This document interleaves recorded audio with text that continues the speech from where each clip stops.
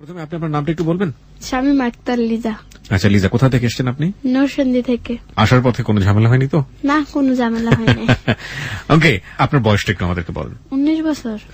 আপনি কি পড়াশোনা করছেন? পড়াশোনা বর্তমানে অফ। বর্তমানে অফ আছে। প্রিয় শ্রোতা, এই হচ্ছে লিজা, যার সম্পর্কে আমরা বেসিক কিছু ইনফরমেশন জেনে নিলাম। এবার আমরা লিজার জীবনের গল্পে চলে যেতে চাই। চলুন শুরু করুন। আপনি কোথা থেকে শুরু করবেন? ছোটকাল থেকে শুরু করতে চাই। Please please. আমি আমার ভাষায় কথা বলি। হ্যাঁ হ্যাঁ, আপনি যেভাবে কথা বলতে পছন্দ করেন, একদম স্বাচ্ছন্দ্যে। আমি যে কথা বলছি এভাবে আমি ফ্রেন্ডের সাথেও কথা বলি, সুতরাং আমাকে অনুসরণ করার দরকার নেই। আপনি একেবারে আপনার যে ভাষায়, গ্রামের ভাষায় আপনি যে ভাষায় কথা বলেন সেভাবে বলেন। তারপরে তো গ্রামের ভাষা দর্শকের পছন্দ হওয়ার লাগবে। দর্শকদের পছন্দ হবে না মানে দর্শকের সবচেয়ে বেশি পছন্দ হয় যেটা ন্যাচারাল, এখানে এসে যদি কৃত্রিম কেউ কিছু না করে। ঠিক আছে, আমার মনে হয় দর্শকরা অলরেডি ফেসবুকে লিখছে আপনাকে আপনার নিজের ভাষায় কথা বলার জন্য। বলুন।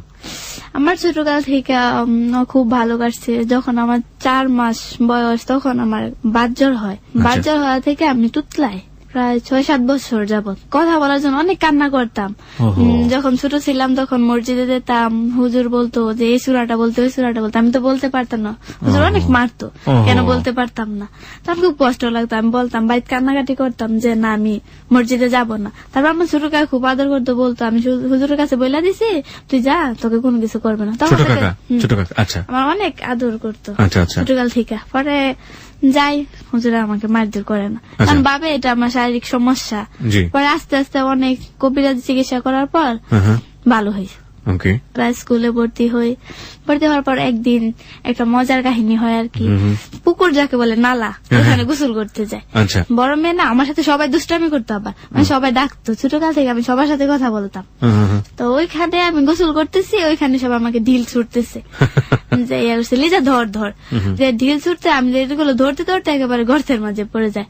তো ওইখানে বড় যারা ছিল ভাই, তারা গোসল করে উঠা যায়, আমি তো গর্তের মাঝে পড়ে যাই, কিন্তু আমার হাতটা দেখা যায়। তো সবাই ভাবতেছে ও মনে হয় দুষ্টামি করতেছে। প্রায় 1 মিনিট উপরে হয়ে গেছে যে ওখানে উঠে না কেন। আপনি সাঁতার জানতেন না? আমি সাঁতার জানতাম না, মানে ছোটকালে লুকিয়ে গিয়ে গোসল করতাম। বড় ভাই একটা মেয়ে ভাই আমাদের এলাকায়, ও কি উঠা যাওয়ার পরে অনেকখানি জায়গা চলে যাওয়ার পর উনি আবার আসে, মানে সবাই চিরাচিরা করতেছে যে লিজা তো ডুবে গেছে। তারপর মেজো ভাই এসে আমাকে তুলে, পেট থেকে চাপ দেওয়ার পর অনেকগুলো পানি বাইর হয়। তারপর বাড়িতে আর যাই না, অনেক ভয় পাইতেছি, না জানি আব্বা মারে। দুপুরে আব্বা আমার বিশ্রায় বার করলো, ঠিকই আব্বা আমার মারে। তারপর আস্তে আস্তে বড় হই, স্কুলে পড়ি। প্রাইমারি স্কুল লেভেলটা খুব ভালো কাটে। আমার আব্বা সবাই পরিচিত। কি করতেন আপনার বাবা? আমার বাবা সরকারি কর্মকর্তা। আর মা তো গৃহিণী ছিলেন? হ্যাঁ, মা গৃহিণী। ওই সময় আপনারা কয় ভাই বোন ছিলেন? ওই সময় আমরা 3 ভাই বোন ছিলাম। আপনি কি সবার বড়? আমি সবার বড়। শুধু আমি ফ্যামিলিতে বড় না, আমাদের ফ্যামিলিটা বড়, মানে যেটাকে বলে পুরো জাতি গোষ্ঠী। আমি বড় মেয়ে। ও আচ্ছা, মানে আমাকে নিয়ে সবারই অনেক স্বপ্ন, লেখাপড়া করবো, চাকরি করবো। মানে পুরো নরসিংদীতে আপনি বড় মেয়ে? না, আমাদের ফ্যামিলিটা মানে আমাদের গোষ্ঠী। বড় মেয়ের দিকে বেশি ইয়ে থাকে, বড় মেয়েকে দ্রুত বিয়ে দিতে হবে, সেটাও একটা ব্যাপার থাকে, আমি জানি। তারপর আমার আব্বা প্রথমত কিছু কাজ করতো না, মানে আব্বা চাকরিটা পায় প্রায় আমার ছোট বোনটা যে সময় হয় ওই সময়। আমি ওই সময় ক্লাস 3-তে পড়ি, 2004 অক্টোবরে তো আব্বার চাকরিটা হয়। কিন্তু এর আগে অনেক কাহিনী কিরকম, আমার মাঝের সময় আমি 6 মাস বয়স আব্বাকে গিয়ে আব্বা বলে ডাকি, তখন আব্বা কিছু কাজ করতো না। আমাদের এলাকায় একটা এমপি ছিল, তারপর ওনার পিছনে ঘুরতো আব্বা। তো ঘুরার পর বলতেছে সারা জীবন ঘুরে চলবো। তখন আমার মা রাগ করে আমার নানুর কাছে ঢাকা এসে পড়ে। তখন আমার জন্ম হয়। আমার যখন 6 মাস বয়স, ওই সময় আমি আমার আব্বা যায় দেখতে, মাঝে মধ্যে দেখতে যাওয়ার মাঝে আমি যখন আব্বার কাছে গিয়ে আব্বা বলে ডাকি, তখন আব্বা বলে আমার মেয়ে তো ডাক ফুটছে, আমার তো কিছু একটা করা লাগবে। তারপর আব্বা কোনো কিছু করতো না। পরে যখন আরেকদিন যায় তখন মা বলে যে আমার বাচ্চাই রাখবো না। তখন আমার মা কি করে, তার পা দিয়ে আমার বুকে আঘাত করে, চাপদা ধরে। মাই গড, এত রাগারাগি আপনার? হ্যাঁ, তুমি কিছু কাজ করো না, আমার মেয়েরে দেখবো কে, যেহেতু আব্বা ডাকতেছে। তখন এই রাগে আব্বা আসে, গ্রামে এসে একটা জুট মিল যাকে বলে ওইখানে জয়েন্ট করে। 800 টাকা বেতন পেত, খুব ভালো চলতো আমাদের। তখন মাকে ঢাকা থেকে বাড়িতে নিয়ে আসে যে আমি তো কাজ করি। ছোট থেকে আমার কাকা আবার দূরে থাকতো, তো যখন সপ্তাহে আসতো, 15 দিনে আসতো, তখন কাকা অনেক আদরের বাস্তি না। আমি এখনো কোনো কিছু চাইলে আমার কাকার কাছে চাই, আমার বাবার কাছে কোনো কিছু চাইতাম না। কারণ বাবা বলতো এত কিছু লাগে, দেয় অবশ্য ঠিক, কিন্তু এই কথাটা একবার না একবার বলবো। তখন কাকার কাছে বলতাম। আর আমার সবচেয়ে ফেভারিট ফল তরমুজ। তরমুজ সব সময় কাকা রাত্রে আসতো, মানে তরমুজ যে সময় সিজন ওই সময় কাকা রাত্রে আসতো, 3টা-2টার দিকে আসা মানে আমার অবাক করে দিত। আর যেদিন শুনি যে কাকা আসবে ওই দিন রাত্রে তো ঘুমাই না। মানে বাবার চেয়েও কাকার সাথে বেশি সখ্যতা ছিল। কাকার সাথে বেশি, মানে তারপর আমি গোস্ত খেতে পারতাম না, একটা মোরগ নিয়ে আসে বলতো যে ভাবি আমি দুধ নিয়ে আসি কুরমা করে খাওয়াবো, কাকা লাঠি নিয়ে বসতো, লাঠি নিয়ে বসে আমার বলতো তোর খাইতে হবে, কাকা নিজের হাতে খাওয়া দিত। কিন্তু আমি বড় হইয়া গুস্ত গিলতে শিখছি, আমি গিলতে পারতাম না, চিবিয়ে চিবিয়ে ফেলে দিতাম। কেন, মানে এরকম হতো কেন? তুতলাইতাম যে, মানে এটা সমস্যা ছিল। তারপর যে সময় তুতলাটা কেটে যায় তখন গিলতে পারি। আচ্ছা, আমার ছোট বোনটা যখন হয়, ছোট বোনটা হওয়ার পরে আমার আব্বার চাকরি হয়, চাকরিটা হওয়ার পরও অনেকে শত্রুতামি করে আমার আব্বার এই চাকরিটা নিয়ে 2004-এ। তখন আমার ছোট বোন তো লাকি, মানে আব্বা যে আমরা 3 বোন হয়েছি তাতে আব্বা কোন সময় কষ্ট করতো না। আবার আমার হুপু অনেক ইয়া করতো যে ওনার 2টা ছেলে, তারপর আমার আব্বার 3টা মেয়ে, কোনো কিছু তখন করতো না। যার নতুন চাকরিটা হয়েছে অনেক নিন্দাইতো আমার হুপু যে ইয়া করছে তোর তো 3টা মেয়ে হয়েছে, কি এমনি কি করবো, এইসব নিয়ে অনেক টেনশন করতো আমার হুপু। কিন্তু টেনশন করলো আমার হুপু কিন্তু আমার এখান থেকে যা যা পা না তা আদায় করতো ঠিকই। আমার আব্বা কিরকম আমার মার কাছে না বললেই আমার হুপুরে দিত, এটা নিয়ে আমাদের ফ্যামিলিতে ঝগড়া হতো। তারপর আব্বা বলে যে ঝগড়া করে কি লাভ, ও মেয়ে দেখতে পারে না দেখে কি হয়েছে, আমার ছোট মেয়েটা হওয়ার পরেই তো আমার চাকরিটা হয়েছে। তারপর আমার মায়ের মাঝে একটা সমস্যা হয়, প্রেগনেন্ট অবস্থায় বাচ্চা নষ্ট হয়ে যায়, হাসপাতালে থাকে প্রায় 3 মাস যাবত। হাসপাতালে থাকার পরে আমরা কেউ মারে ছাড়া থাকতে পারতাম না। দাদু তখন বেঁচে ছিল, দাদু আমাদেরকে আগলে ধরে রাখতো। তারপর আমার আম্মা ভালো হয়, ভালো হওয়ার পরে আমার দাদু ওই সময় রান্না টান্না করতো। আমার হুপু কি করতো, হিংসা করতো একটু, যে আমার মা বুড়ো বয়সে রান্না করে, এসব কিছু বলতো। বলার পরে তখন আমি প্রায় সময় ইয়া করতাম যে আমার মা তো করতে পারে না দেখেই তো, মানে কষ্ট দেখেই তো, যার একটা সমস্যা দেখেই তো আমার মা করতে পারে না, তো এটা নিয়ে রাগারাগি করার কি আছে। আর আমি কাজ করতাম না কোনো সময়, কাজ করতে যেতাম না, কাজ করতে গেলে আমি খেতে পারি না। আমি ছোটকাল থেকে অনেক শৌখিন, আমার প্লেট আলাদা, আমার থাকার জায়গা আলাদা, আমার গ্লাস আলাদা, এইসব কেউ ধরে না। আমার আবার এরকম সমস্যা আর কি। আমার কারো কাছ থেকে কোনো কিছু দিলেও আমি খাই না, শুকনা জিনিসটা খাই, ভিজা কোনো জিনিস খাই না। বুঝতে পেরেছি যে আপনি প্রচন্ড আদরের ছিলেন। তারপর মা বাড়িতে আসে, কিন্তু আমাদের যে কাপড় লাতা জমছে না অতদিনে, ওইগুলো আসা মা এরকম অবস্থা তার কাপড় গুলো ধুতে হয়েছে। আমার দাদু করতে চাইতো কিন্তু আমার হুপো দিত না। তারপর আমার দাদু কতদিন যাওয়ার পরে হৃদরোগ হয়, হৃদরোগে আমার দাদু মারা যায়।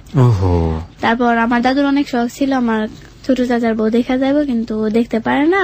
তারপর আমার চাচারই, মানে আমার আব্বার চাচাতো বোনের সাথে বিয়ে হয়। তারপর আমার চাচা খুব কান্না করে যে ওকে তো ছোটকাল থেকে দেখা গেছে, কিন্তু এটা তো জানে না যে বউ হিসাবে হবে। তখন থেকে আমার কাকার আদরটা কমে যায়, আমার আদর বিয়ের পরেই আদর কমে যায়, আদর কমে যায়। কিন্তু আন্টি, এখন আন্টি বলে ডাকি, কাকি আর বলি না। আমি ছোটকাল থেকে যেহেতু আন্টি বলে ডাকছি, আন্টির আদরে একটা, কাকির আদরে একটা, কাকির মতো তো আর আদর পাই না আমরা। তখন কোনো কিছু এনে দিত না। প্রথমত 2 বছর তো আমাদের বাড়িতে আসতো, কিন্তু এখন পর্যন্ত আমাদের বাড়িতে আসে না। শ্বশুর বাড়িতে, আমাদের বাড়ির সামনে দিয়ে শ্বশুর বাড়ি যায়, গোপন কিছুটা যোগাযোগ রাখতো আমাদের সাথে, কথা বলতো। তারপর আমি 5 পাস করি, হাই স্কুল পড়তে হবে। হাই স্কুলে একটা মজার কাহিনী হয়, সবসময় স্কুল ফাঁকি দিতাম আমি। 6-7 একটু ভালো, কিন্তু 8 থেকে স্কুল ফাঁকি দিতাম। আমাদের স্কুলে কি একটা স্যার ছিল, আব্বারও টিচার, আমার মারও টিচার, আমারও টিচার। ওই স্যারের কাছে যদি প্রাইভেট পড়েন না তাহলে কাউকে কোনো মারধর করবে না, যারা যারা প্রাইভেট পড়ে সবাই আলাদা চোখে দেখে। স্যার হয়েছে এরকম, প্রথমে ক্লাসে গিয়ে যারা যারা প্রাইভেট না পড়ে তাদেরকে একটু বাইরে, স্যারের একটা অভ্যাস, একটু বাইরে না, মানে একটু মার দেয়। তো প্রায় সময় এই স্যারের ক্লাসটা করে ক্লাস ফাঁকি দিতাম, তো বাইরে আসতে পারতাম। পরের দিন কোন বিচার হতো না, স্যার তো এই স্যার তো আমাদের হাতে। তারপর একদিন দনসার সিজন যাকে বলে, নাইলা পাট, তো ওই সিজনের সময় আমি আমার বান্ধবী রেখা পালাই। এর আগে ওরা পালায়, কিন্তু ওই সময় পালাতে পারি না। এসব স্যার আছে, খুব মারতো আমাদের, কোনো কিছু যেমন কোনো কিছু কেস ধরতো, মানে ছেলে মেয়ে সব সময় এই স্যার লাইব্রেরিতে নিয়ে স্যার মারতো, এমন মারতো যতক্ষণ ব্যাট না ভাঙে ততক্ষণ পর্যন্ত বাইরে। তখন মনে করেন আমার আবার একটা অভ্যাস খারাপ, যদি কোনো কিছু থেকে বের হয় না, যেমন বাসা থেকে বা স্কুল থেকে কোন আত্মীয় স্বজন বাড়ি থেকে বের হলে আমি আবার পিছু তাকাই না, মানে যেটার উদ্দেশ্যে বাইরে হয়েছে আমি বাইরে হয়েছি, এরকম থাকতাম। তখন আমি আর আমার রেখা বান্ধবী যেটা বের হই, বের হওয়ার পরে স্যার দৌড়ানি দেয়, আমি দৌড়ি, ও স্যার যখনই বলে দাঁড়ায়, আমার পিছনেটা দাঁড়ায়, আমি দৌড়ে বাড়িতে আসি। ওকে লাইব্রেরিতে নিয়ে অনেক মারে, মানে ছেড়ে দেয়। তখন আমিও খুব ভয় পাইছি যে এই স্যারের হাতে পড়ছি, না জানি কি হয়। পরের দিন স্কুলে গেছি, কিছু হয় না। সপ্তাহখানি পরে আবার আমার অফিসে ডাকানো হয় যে তুমি চলে গেছো কেন এসব। পরে যে স্যার কাছে ভাবি প্রথম, ওই স্যার বলছে চলে গেছে, থাক আর যাবে না। মানে স্কুল আমাকে স্যার আলাদা চোখে দেখতো, যেহেতু আমি স্যারের স্টুডেন্টের মেয়ে। আমি সব ছোটকাল থেকে অঙ্কতে ভালো ছিলাম। তারপর এর মাঝেই আমার মারে নিয়ে এলাকায় অন্য একটা ছেলেকে নিয়ে কথা হয়। তারপর আমি কতদিন স্কুলে যাই না। তখন স্কুলে না গেলে আবার স্যার আমার বান্ধবীদেরকে বলতো যে লিজা আসে না কেন, তোরা যা। তখন আয়সা বলে যে রেখার আবার আমার ছোটকালের বান্ধবী, ও বাড়ির কাছে ছিল, ও আসতো বিশেষ করে, যে স্যার তো বলছে তুই যাস না কেন। তখন আমি ওর কাছে সমস্যাটা বলি, এরকম এরকম সমস্যা। ও তোর তো আর সমস্যা না, কেউ তার জানে না, তুই যা। তখন থেকে আমার মার ব্যাপারটা নিয়ে আপনি খুব বিব্রতকর অবস্থার মধ্যে ছিলেন। বিপদ, কারণ যেহেতু রাস্তাঘাটে বের হলে তো আমাকে নিয়ে সবাই হাসি তামাশা করবে যে ওর মা এরকম, মেয়েটা কিরকম হবে। এসব বই আমার ছোটকাল থেকে অনেক কাজ করতো। তারপর কি করি, স্কুলে যাই। স্কুলে যাওয়ার পর স্যার মনে কিছুটা শুনছে, শুনে আমার অফিসে ডাকা এনে তো ব্যাক কল, মানুষের জীবনে কত কিছু ঘটে, তার জন্য তুই স্কুলে না আসবি, স্কুলে আসিস। স্যার খোলামেলা বলেন আমাকে। তারপর ওই যে চাচাটা এটা নিয়ে ঝগড়া করে, ওই চাচার সাথে মার পরে আবার রিলেশন হয়। প্রায় সময় দেখতাম এই কাকার সাথে ফোনে কথা বলতো মা। তো আমি কি করতাম, যে কাকা আব্বার চাচতো ভাই। ওকে ফাইন, আমরা বুঝতে পেরেছি। হ্যাঁ, তারপর দেখতাম মা প্রায় সময় ফোনে কথা বলতো। কার সাথে কথা বলে এমনি জিজ্ঞাসা করলে বলতো তোর বাবা ফোন দিছে, তোর নানা ফোন দিছে, মামা ফোন দিছে, এসব বলতো। তখন আমি কি করি, মোবাইলের রেকর্ডিংটা অন করে রাখি, যে আসলে কার সাথে কথা বলে। আমার কিরকম ডাউট লাগতো। মানে আমি ছোটকাল থেকে যে জিনিসটা সন্দেহ করতাম, এই সন্দেহটা বাস্তব হতো। নোট অন দ্যাট পয়েন্ট, প্রিয় শ্রোতা। আমরা এই বিষয়টাকে ওভারলুক করতে চাচ্ছি, কিন্তু আমরা পারছি না এই কারণে যে জীবনের গল্পের প্রত্যেকটা ঘটনার সাথে প্রত্যেকটা ঘটনা অনেক বেশি সম্পৃক্ত। আজকে ও যে ঘটনার মুখোমুখি হয়েছে, প্রত্যেকটা সন্তানের জন্য সে ঘটনা খুবই বিব্রতকর এবং খুবই কষ্টদায়ক। কিন্তু একই সাথে যার কথা উনি বলছেন, সেই মানুষটির জায়গাটা থেকে এটার একটা সুন্দর ব্যাখ্যা হয়তো বা থাকলেও থাকতে পারে। আমরা সে বিষয়টা ঘাটাঘাটি করছি না। আমরা শুধু বলতে চাই, এখানে লিজার যে জীবনের গল্প, সেই জীবনের গল্পের তার ছোটবেলায় দেখা শৈশবে কোনো একটা বিব্রতকর অভিজ্ঞতা, এবং সেই অভিজ্ঞতাকে তার জীবনে ধারণ করে সে তার জীবনটাকে কতটুকু প্রভাবান্বিত করেছে এই জিনিসটা, এবং সবকিছু মিলিয়ে শেষ পর্যন্ত যখন আপনি শুনবেন, তখন আপনি বুঝতে পারবেন যে এই যে বলাটার প্রয়োজন আসলে ছিল কিনা। সুতরাং সবাইকে ধৈর্য ধরে অপেক্ষা করার জন্য আমি রিকোয়েস্ট করছি। হ্যাঁ, তারপর আমি রেকর্ডিংটা অন করি। অন করার পর মা আর ওইসব অডিও গান টান দেখতো না, কথা বলে আসলে আবার আমার কাছে মোবাইল দিত। তখন আমি রেকর্ডিং শুনে দেখি এই কাকার সাথে কথা বলে। তখন আমি ভাবি এইভাবে কথা বলে কেন, ওদের সাথে না ঝগড়া, তাও কি রোমান্টিক কথা বলতো। তখন আমার নিজের কাছে অনেকটা ইয়ে লাগতো যে আমার মা এরকম, এটা কোন পথে যাচ্ছে। তখন এভাবে ওদের আস্তে আস্তে। আপনি কোন ক্লাসে পড়েন? ক্লাস 8 পড়ি। 2009 পড়েন। আপনি বিষয়টা কারোর সাথে শেয়ার করেননি? কার সাথে শেয়ার করি না। মার ব্যাপার মাকে কখনো জিজ্ঞেস করেননি যে মা আমার ভাল লাগছে না এরকম? আমি এভাবে বলতাম যে মা কার সাথে কথা বলো, ওর সাথে তোমার কিসের কথা। মা আবার ওই বাড়িতে গিয়ে কাকারে ছোট ভাই ছিল, তখন মা বলতো এমনিতে কথা বলি, ছোটকাল থেকে দুষ্টামি করতে হতো, এইভাবে মা এসব বলে কাটিয়ে দিত। তো দুষ্টামির কথা কি এইসব, তুই এসব কথা বলিস, মানে আমাকে ধমক দিত। তো ধমক দিলে আমি রিপিট কথা বলতাম না মার সাথে। কখনো মনে হতো না যে বাবার সাথে ব্যাপারগুলো শেয়ার করি? বাবার সাথে শেয়ার করি। আমার বাবা একটু দুর্বল। মানে শারীরিক দিক দিয়ে কোনো কিছু একটা শুনলে চুপ করা, মানে এই একটা দুর্বল আমার বাবা। সেই জন্য আপনি কখনো এটা শেয়ার করতেন না? এবং জীবনে কখনো শেয়ারও করেননি? করেছেন কি? করেছি, পরে আর কি শেয়ার করা হয়। ওকে ফাইন, আমরা এই ঘটনাটা এখানেই পরিসমাপ্তি টানি, কারণ কোন সন্তানের কাছ থেকে না মার এই বিষয়গুলো না জানতে কেন জানি ভালো লাগে না, যদিও এটা একটা চরম বাস্তব। বলেন। তারপর আমার বাবার একটা, মানে আমার বাবা যখন আমি ক্লাস 7 পড়ি, তখন আমার বাবা নরসিংদীতে আগে চাকরি করতো। আমার বাবা ঢাকা চলে যায়। তো ঢাকা থেকে সপ্তাহে আসতো, 15 দিনে আসতো। তখন ভাবতাম আমার বাবার কাছে যদি কেউ কোনো কিছু বলতো যে তোর মেয়ে এরকম, তোর মেয়ে ওরকম, তখন আমার বাবা সব বিশ্বাস করতো। বিশ্বাস করে আমার উপর টর্চার করতো। মানে আমার মা বাবা কোনো দিকে যেমন বেড়াতে যাওয়া, তখন আমি যদি বাড়িতে থাকি, আমার বাবা বাড়িতে আসতো, আইসা দেখতো খাটের নিচে কেউ আছে কিনা, বা দরজার চাপায় কেউ আছে কিনা। তখন আমি বলতাম বাবা এইসব করে কেন। মানে মনে হয় আমার মার ব্যাপারটা কিছুটা বাবা জানে, কিন্তু আমার কাছে আজ পর্যন্ত প্রকাশ করে না। বাবা কিরকম সন্দেহ করতো, ওই সময় তো বাড়ন্ত বয়স, ওই সময় যদি বাবা মা এরকম আচরণ করে, তখন কিন্তু সন্তানদের মন মানসিকতা অন্যরকম হয়ে যায়। খুবই কষ্টের হয়ে যায়। যে আমি এখন বুঝতে শিখছি, তখন এই সময় যদি এসব বলে তাহলে কিরকম লাগে। তখন আমি কাউকে খুঁজতাম যে আমার জীবনে এমন কেউ আসতো যাতে আমার বাবা মার এটা ভুলে রাখতে পারে। এরকম একটা প্রতিজ্ঞায় থাকতাম। তো আশরাফুল চাচা তো ভাই আমাদের একই এলাকার, ও ছোটকাল থেকে আমাদের বাড়িতে আসা যাওয়া করতো। আচ্ছা, ও আমার চুল দেখে খুব পছন্দ করতো। যদি আমার চুলগুলো ছাড়া থাকতো ও বলতো যে লিজা আমি না চুল দেখাবি এখন। ও কিন্তু ও যে আমাকে পছন্দ করে এটা বলতো না, এভাবে বলতো যে আচ্ছা আচ্ছা, তখন আমি বলি তুমি চুল দেখে বিয়ে করবা, আমাকে বলছো কেন? কয় না তুই একটা বাউ করিস। তুই একটা বাহু করিস মানে হচ্ছে তুই একটা ব্যবস্থা করে দিস। ব্যবস্থা করে দিস। তখন আমি বলতাম আমি কেন ব্যবস্থা করে দিব। তখন ওকে আবার একটা রত্না নামে একটা মেয়েকে বলে ভেঙ্গাতাম, Okay. যে করতাম হ্যাঁ রত্না রত্না। তখন ও মাঝে মধ্যে বলতো রত্না বলিস কেন, লিজা বলতে পারিস না, এভাবে বলতো। আর মাঝে মধ্যে আমাদের বাড়িতে আসা বলতো যে আচ্ছা তুই কি কোনো কিছু বুঝিস না মানুষের মনের কথা। তখন আমি বলি আমি তো আর মনোবিশারদ না যে মানুষের মনের কথা বুঝবো। মানে আমারও কিছুটা পছন্দ হতো ওকে। বলে তুমি কোনো কিছু করতে পারো না ফারুক, আমি কি করবো ফারুক, আমি কই, তুমি বিদেশ চলে যাও, লেখাপড়া তো করছো না, আবার ক্লাস 10 পর্যন্ত পড়তো। সেটা দেখতে লম্বা চূড়া ফর্সা। ওকে, তারপর ও ফিক্স দিতে যায়, ফিক্স জিলুট যাকে বলে, মানে ফিক্স জিলুটের ব্যবসা করে। হ্যাঁ, ব্যবসা। এটা আবার ওর নিজের না। ওকে, আশরাফুলের সাথে আপনার বয়সের পার্থক্য কেমন ছিল, নাকি আপনারা একই বয়সে ছিলেন? না একই বয়সের না, আমি যে সময় ক্লাস 8 পড়ি ওই সময় এসএসসি পরীক্ষা দেওয়ার কথা কিন্তু দেয় না, বাবা তো বিদেশ। 2 থেকে 3 বছরের পার্থক্য। হ্যাঁ, তারপর ওইখানে যায়, যাওয়ার পরে তো আমার সাথে আর বাড়িতে যোগাযোগ নাই। তখন আমার এক মামা থাকতো আমার বাড়িতে। একদিন আমি শুয়ে আছি, শুয়ে থাকার পরে মামা বলতেছে লিজা নে তোর সাথে কথা বলবো। আমি কি কথা বলবো? কয় দেখ কি কথা বলে। পরে কইতেছে তুই আমার জন্য ফিট আছো? আমাকে ফিট কাকে বলে? মানে ইংরেজি আমার কাছে ভালো লাগে না, কোন সময় ইংরেজি দেখে আমার সাথে বলবো এসব ভালো লাগে না। সেটাই, মাতৃভাষার চর্চা করুন, প্রেমের ক্ষেত্রে এবং সেসব ক্ষেত্রে হোক মাতৃভাষার চর্চা করুন। এবং believe me the feelings is awesome. আমি এটা বাংলায় বলি, বিশ্বাস করুন অনুভূতিটা আসলেই অসাধারণ। ওকে, বলুন তারপরে। তারপর বলে তুই আমার জন্য তৈরি আছিস? তখন আমি বলি তৈরি আমি বুঝি না। তারপর তুই আমার সাথে মাঝে মাঝে কথা বলিস? তো আমি বলি হ্যাঁ কথা বলবো। তখন ওর সাথে মাঝে মাঝে কথা বলতাম। 15 দিন এভাবে চলে। এর মাঝে আমার পরীক্ষা হয়, শুরু হয়। ওর এক চাচাতো ভাই শুভ, শুভ কি করে জানে। তখন আমি স্কুলে যাই, স্কুলে গিয়ে পরীক্ষা দিয়ে আমার টেনশন না জানি মা জানে।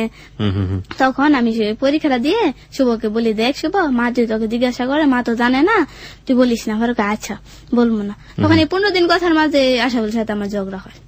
অযথা গালাগাল করতো, কিরকম জানি একটা ছেলে। আমাকে একদিন শুনতে বলে যে লিজা তুই আমাকে আই লাভ ইউ বল। তখন আমি বললি যে আই লাভ ইউ বলার পাবো, আমাকে বলে আই হেট ইউ। কে বলে এটা? আশাফুলি বলে। আমি আই লাভ ইউ বললাম, তুমি বলতেছ আই হেট ইউ, এটা কিভাবে সম্ভব? আমি তো আরেকটা মেয়েকে পছন্দ করি, তুই দোয়া করিস। তখন আমি বলি আচ্ছা দোয়া করি। মন থেকে দোয়া করিস তো? আমি হ্যাঁ মন থেকে দোয়া করি। তখন আমি পরীক্ষাটা দেওয়ার পর আমি আমার ঢাকা চলে আসি। তখন বেড়াতে আসার পর ও আবার, তখন আমি আশাফুলের ফোন দেওয়ার পরে আশাফুলকে সবসময় মিস কল দিতাম। ফেকজির ব্যবসা করতো তো মিস কল ফোন ব্যাক করার পর বলে যে কে? আমি বলি অচেনা মানুষ। তখন তো চিনতে পারি যে লিজা। তো আচ্ছা তুই কি রকম মেয়ে? আমি তো দুষ্টামি করে ফান করে বলছি যে একটা মেয়েকে ভালোবাসি, এতে তুই রাগ করছিস? রাগ করার কি আছে, তুমি তো রাগ করার কথাই বলছো। মানে এটা কিরকম ছিল যে আপনারা দুজনকে পছন্দ করতেন? পছন্দ করতাম, এরকমই ছিল। তখন এই ঢাকা থেকে কথা বলতাম। তখন মার কাছ থেকে আমি লুকিয়ে লুকিয়ে মোবাইল নিতাম, নিয়ে ওর সাথে কথা বলতাম। আবার বাড়িতে আসি জানুয়ারি মাসে। এর মাঝে আমি আবার একটা কাজ করি। 2011 সালে আমি আমার হাত কাটি ছুরি দিয়ে। কেন? ও বলতেছে তুই আমার জন্য কি করতে পারবি? আমি বলছি যে আমি হাত কাটতে পারবো, হাত কেটে নাম লিখতে পারবো। সত্যি তো? আমি আচ্ছা। তখন নানু আর কেউ বাসায় ছিল না, আমি কে চুরি দিয়া হাতটা এইভাবে কেটে ফেলি। কাইটা কি করি, এই রক্ত দিয়ে আশরাফুলের নাম পুরাটা লিখি না, দেবের নাম পুরাটা লিখি। দেব তো আমার জীবনে প্রথম পছন্দ করতাম দেখতে, আশরাফুলের নাম লিখবো কেন? তখন আমি নায়ক দেবের নাম, হ্যাঁ কলকাতার নায়ক, হ্যাঁ ওকে আমি খুব পছন্দ করি। আমার জীবনে যদি প্রথম কোন ছেলেকে পছন্দ করা এই নায়ক দেবকে। আশরাফুল আপনাকে ইন্সপায়ার করলো তার নাম লেখার জন্য, তো আপনি লিখে ফেললেন দেবের নাম। হ্যাঁ প্রথমে লিখে দেবের নাম লেখার পর প্লাস দিয়ে লিখি আলেখি। ওর নাম লিখে সবাই সন্দেহ করবে। আলেখে আমার নামের অক্ষর লিখি লি। বাড়িতে যায়, বাড়িতে ওই কাগজটা কখনো দেখানো হয় না। ও বলতেছে তোমার হাতটা দেখি, এভাবে বলে। পরে হাত দেখাচ্ছি, কোথায় হাত কাটছি? আমি কই কি আর শুধু আমার কি হাতে কি এখনো দাগ থাকবে? বিশ্বাস করেন, আমি কাছে বিশ্বাস না করলে আমি দেখাবো না তোমার পরে কাগজটা। এভাবে চলতে থাকার পর আমার বাবা নাকি কিভাবে জেনে ফেলে ওকে গালাগাল করে আশরাফুলকে। এটা আমি বাবার কাছ থেকে শিওর না, কিন্তু ও বলছে। কিন্তু ওর বলার মাঝে আবার একটা সমস্যা, ও যদি 100টা কথা বলতো 99টা মিথ্যা থাকতো। আশরাফুল তারপর ও বলে যে লিজা তোর সাথে আমার আর সম্পর্ক রাখার দরকার না। আমি কই কেন? পরে কয় এমন এমন কাকা তো আমাকে বকাঝকা করছে। তখন আমি কথাটা বিশ্বাস করি না। আপনাদের মধ্যে কি ভালোবাসার সম্পর্ক এর আগে হয়ে যায়? হ্যাঁ, হয়ে যায়। তারপরে আপনারা এই স্টেজে আছেন? হ্যাঁ, ওকে, তারপর স্টেজে আছি। এটা আবার ও আমার কাছে সরাসরি বলে না, কার কাছে বলছে আমার এর মাঝে মানে উকিল বাপ আমরা ঠিক করে ফেলি, মানে বিয়ে করলে উকিল বাপ হইব। কিন্তু আমার এই উকিল বাবা একটা মেয়েকে খুব পছন্দ করতো, খালাতো বোন, ওর বাড়িতে মানে উকিল বাবাও এখনো বিয়ে করেননি? না, বিয়ে করেনি। মানে পোলাপাইন টাইপের ব্যাপার স্যাপার আমি ঠিক জানি না, মানে এরকমই হয় আসলে। হ্যাঁ, উকিল বাবা যাকে ঠিক করেছেন সে আপনাদের কি বন্ধু মানুষ? বন্ধু মানুষ না, ওর খালাতো বোন, মানে ক্লাস 10 থেকে আমাদের সাথে পড়াশোনা করবে। যাই হোক, আমার উকিল বাবার খবর নেওয়ার দরকার নেই, আপনার তো খবরই জানেন। ওই মেয়েটার কাছ থেকে শুনি। ওকে ওকে। তারপর এভাবে চলতে থাকার পর আমি 2 দিন খাই না, যেহেতু না করার পরে। তো না খাওয়াতে ও মানসুরা আমাদের সাথে পড়তো, তো মানসুরা গিয়ে আশাফুলকে বলে তুই তো না করে দিছিস, যা তো এখন খাই না। তখন ও আমার কতদিন সম্পর্ক আপনাদের? কতদিনের সম্পর্কের পরে না করে? একবার 15 দিনের পরে তো ঝগড়া করার পর 15 দিন ব্যাকআপ ছিল এর মাঝে। আমি ঢাকা আসা 15 দিনের প্রেম, তার মধ্যে আবার 15 দিন ব্রেকআপ। ব্যাকআপ আবার মনে করেন এমন মাসখানি কথা, আবার ব্যাকআপ বলতেছে ব্যাকআপ, মানে মাসখানে। তার মানে এটা যে ঘটনা ঘটছে তার 2-3 মাসের মধ্যে হয়ে যাচ্ছে সবকিছু। এর মধ্যে ফ্যামিলিরও জানাজানি হয়ে গেছে ব্যাপারটা, মানে আপনার বাবা জেনে গেছে। প্রিয় শ্রোতা, বিষয়টা লক্ষ্য রাখবেন। একটা যেটা হচ্ছে যে ওর ফ্যামিলির যে ব্রট আপ, ওর ছোটবেলাতে দেখলো যে ওর একটা শারীরিক সমস্যা ছিল এবং ওর বাবার কাছ থেকে মার কাছ থেকে যতটা না বেশি আদর পেয়েছে ওর চাচ্চুর কাছ থেকে। সেই চাচ্চু পরবর্তীতে বিয়ে করে চলে গেল এবং একই সাথে আমরা দেখতে পেলাম যে ওর ফ্যামিলিতে এক ধরনের অনাকাঙ্ক্ষিত একটি ঘটনা, যেটা ওর মাকে নিয়ে ওর জায়গাটা থেকে, এবং বাবা ওই সময়টাতে ওর গায়ে হাত তুলতো, সন্দেহ করত। এবং তার পরবর্তী সময় যেটা দেখলাম যে পারিবারিক জায়গাটা থেকে ও ভালো সাপোর্ট না পাওয়ার কারণে, মেন্টাল পিসে না থাকার কারণে ও একটা ছেলেকে খুঁজতো বা কাউকে খুঁজতো যে মানুষটার সাথে ওর ভেতরের অনুভূতিগুলো শেয়ার করতে পারে। এই জায়গাটি থেকে ওকে কোন রকম ভাবে আত্মীয়ের মধ্যে, যে ছেলেটির নাম হচ্ছে আশরাফুল, সে আবার ওকে কোনো না কোনো ভাবে পছন্দ করতো, তার সাথে সে এক ধরনের সম্পর্কে জড়িয়ে গেছে এবং মাস 2 মধ্যে সেখানেও আমরা এক ধরনের টানাপোড়েন দেখতে পাচ্ছি। এই বিষয়গুলো কিন্তু খুব লক্ষ্য করার মতো। মানে ঘটনার সাথে যাবো আমরা অবশ্যই, ও যেখানটাতে আছে সেখানেই আমরা থাকবো, কিন্তু অতীতটাকে যেন আমরা ভুলে না যাই, তাহলে কিন্তু আমরা লেসনটা ভালো করে নিতে পারবো না। ওকে, তারপর ও মানুষের কাছ থেকে শুনি না ফোন দেয়, তারপর বলতেছে তুই খাস না কেন? আমার কিসের জন্য খাবো? দেখ কোন টেনশন করিস না, খা, আমার সাথে মাঝে মাঝে কথা বলিস, এটা বলতো। তারপর কথা বলতাম, মাঝে মাঝে কথা বলতাম। এর মাঝে ও শুধু বকাঝকা করতো, ভাল লাগতো না, কিরকম জানি। এর মাঝে ও একদিন 21শে ফেব্রুয়ারি হয়, 21শে ফেব্রুয়ারি 2 দিন আগে ও আমার সাথে কি নিয়ে ঝগড়া করার পর ও আর আমার সাথে বলে যে কথা ও বলতো যে সম্পর্ক রাখবেন। 21 তারিখে তো স্কুলে অনুষ্ঠান হয় না, অনুষ্ঠানে আশরাফুল যায়, বান্ধবীরা মিলে জানমুড়ি খাইতেছি। তখন নাজিয়া বলতেছে যে লিজা রাস্তার দিকে তাকিয়ে দেখ কে। তখন আমি বলতেছি কে? আপনার হিরো আসছে। তখন বলতেছে দেখ রাস্তার মাঝে কে। আমি বলতেছি কে। তখন সবাই আমার, ও যেহেতু লম্বা, শুধু দেবের কালারটা বেশ কম, দেব একটু শ্যামবর্ণ আর আশরাফুল মানে সাদা ফর্সা। কালি লাগিয়ে নিতেন, পাতিলের কালি। ঠিক আছে, তুমি যদি আমার সামনে আসো তাহলে তোমাকে এরকম শ্যামবর্ণ হয়ে আসতে হবে। তাহলে উপায়টা কি? যাও এতে গিয়ে মেকআপ রুমে গিয়ে কালি লাগাও, পা থেকে মাথা পর্যন্ত কালি লাগাও। তারপর পিছনে তাকায়, তখন তাকাবার পর আমার কিরকম ভয় হচ্ছিল যে 2 দিন আগে আমার সাথে ঝগড়া করছে, না জানি থাপ্পড় টাপ্পড় মারে, মানে আয়সা এরকম। তখন দেখি ও আমার দিকে এগিয়ে আসতেছে। মারধর করতো নাকি? মারধর করতো না। আচ্ছা। আবার একটা অভ্যাস ছিল কি, বড় ছোট কাউকে মানতো না, মানে রাস্তা দিকে গেলে মাথায় একটা ঠালা দিত, মানে এটা অভ্যাস। তার মানে ওর কাছে গেলে যেটা লেখা থাকতো মাথা হইতে সাবধান, মাথা হইতে সাবধান। আর ওর কাছে গেলে আমার কিরকম হাত পা কাঁপতো, মানে কথা বলতে পারতাম না। এটা হয় আসলে প্রেমের ক্ষেত্রে, এই জিনিসটা হয়। তারপর ও আমার কাছে যখন আসে, সবাই জালমুড়ি খাইতেছে, আমি জালমুড়ি খাই, একে খাই আর 2 মুঠ ফেলে দিই। মানে আমার কিরকম ভয় করতেছে, কিন্তু আমি জালমুড়ি ইচ্ছা করে ফেলতেছি না। মানে তারপর আমি বলতেছি কিসের জন্য আসছো? এমনিতে আসছি, তোর সাথে কি দেখা করতে আসছি? তুই তো কারি সম্পর্ক। ও আমাকে তুই করতো, কিন্তু ফোনে তুমিও করতো। ওকে, আর আপনি? আমি তুমি করতাম। ওকে, বুঝতে পেরেছি। হ্যাঁ, ওকে, আপন চাচাতো ভাই? এক গোষ্ঠীর আপন চাচাতো না। আচ্ছা। তখন আমি আর কি বলবো, আমাকে ছোট করে দিচ্ছে আমার বান্ধবীরার সামনে। আমার অনেকটা কষ্ট লাগে। তখন আমার বান্ধবীরা কিছুটা পথ একসাথে সবাই যায়, তারপর যার যার রাস্তায় চলে যায়। তখন আমি দেখা বন্যা মানসুরা, মানে ওর 2টা হুপু পড়তো আমার সাথে। তখন ওরা আগে চলে যায়, আমি আর মানসুরা একসাথে থাকি। তারপর ওর সাথে একটা ছেলে যায় ওই এলাকারই, মানে ওর চাচাতো ভাই বাবু। বাবু খুব সুন্দর, মানে মেয়ে মানুষ এত সুন্দর হয় না, বাবু এত সুন্দর। ওকে ওকে, এত ফর্সা। কেউ যদি বলে যে বাবু তুই দিন দিন এত ফর্সা হচ্ছিস কিভাবে, তখন ও বলে সিরিজ কাগজ দিয়ে ডলি। ওকে, ডলতো নাকি? এমনিতে মজা করে বলতো, অনেক আমরা সুন্দর ভাবলাম যে তো, সেই মানে কাগজে ফর্সা। দেখলে বোধহয় যদি ফর্সা ফর্সা হওয়া যায়। ওকে, আশাবুল কাছে মানে আমাদের এখানে একটা কবরস্থান, পরে এই কবরস্থানে কোনায় যায়, কোনায় যাওয়ার আশাবুল বলতেছে লিজা একটু ওই দিক থেকে হাইটে আসি। তখন আমি বলি না ভয় হয় না, আমার কিরকম ভয় করতেছে, না ভয় কিসে, তুই একই এলাকার আমি একই এলাকার, আর স্যারদের কাছে তো তুই খুব ভালো। তখন আমি বলি যাবো না, মানে কিরকম মনের মাঝে ছিল। তখন আমি যাই, তো তখন আশাবুল বলতেছে ইয়া করছে, জানাস আমি 2 দিন খাই নাই। আমি কই কেন খাও নাই, কই তুই যে আমার সাথে রাগ দেখালো। তো আমি বললাম আমি কিভাবে তোমার সাথে রাগ দেখালাম, তুমি তো উল্টা আমার সাথে রাগ দেখে বকাঝকা করো, আর তুমি বলো আমাকে ফোন না দেওয়ার জন্য, এই জন্য তুমি আবার খাও না কেন, না খেলে তো আমি না খাই। তখন কি করে জানেন, কয়েকটা ছেলে আমাদের নিচের বেসের আর কি দেখে যায়, আমি আর আশাবুল কথা বলতে, তখন গিয়ে স্যারের কাছে গিয়ে বলে যে লিজা, স্যার বিশ্বাসই করতে পারতেছে না যে লিজা এরকম হবে। আমি বাড়িতে যাই, বাড়িতে যাওয়ার পর আমার মামা আবার শুনে রাস্তাঘাটে বলা বলে যে, তখন আমার মামা গিয়ে আমার মার কাছে বলে জাফা মন লিজার তো এসব হয়েছে।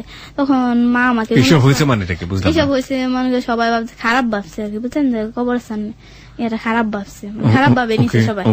হ্যাঁ, আমার আম্মা বলে আমি বললে সমস্যা দেখা দিবে, তুই তোর বাগ্নিকে বুঝিয়ে বল। তো মামা বলতেছে যে লিজা এমন তুই তো দেখা করছিলি সকালে, এটা নিয়ে তো অনেক কিছু হয়েছে। পরে আমি কই ঠিকই তো, আমরা যে সময় কথা বলি ওই সময় 2-1টা ছেলে আমাদের জুনিয়র আসা দেখা যায়। তখন আমি তো এটা আমাদের ঢাকা শহরের মানে আমরা যারা শহরবাসী তাদের জায়গা থেকে এটা কোনো ব্যাপারই না। মানে ও যে গল্পটা বলছে যে একটা ছেলে একটা মেয়ে এখানে মুভ করবে, একটা ছেলে একটা মেয়ে পার্কে ঘুরে বেড়াবে, এটা খুব বেশি দৃষ্টিকটু ব্যাপার অনেকের ক্ষেত্রেই না।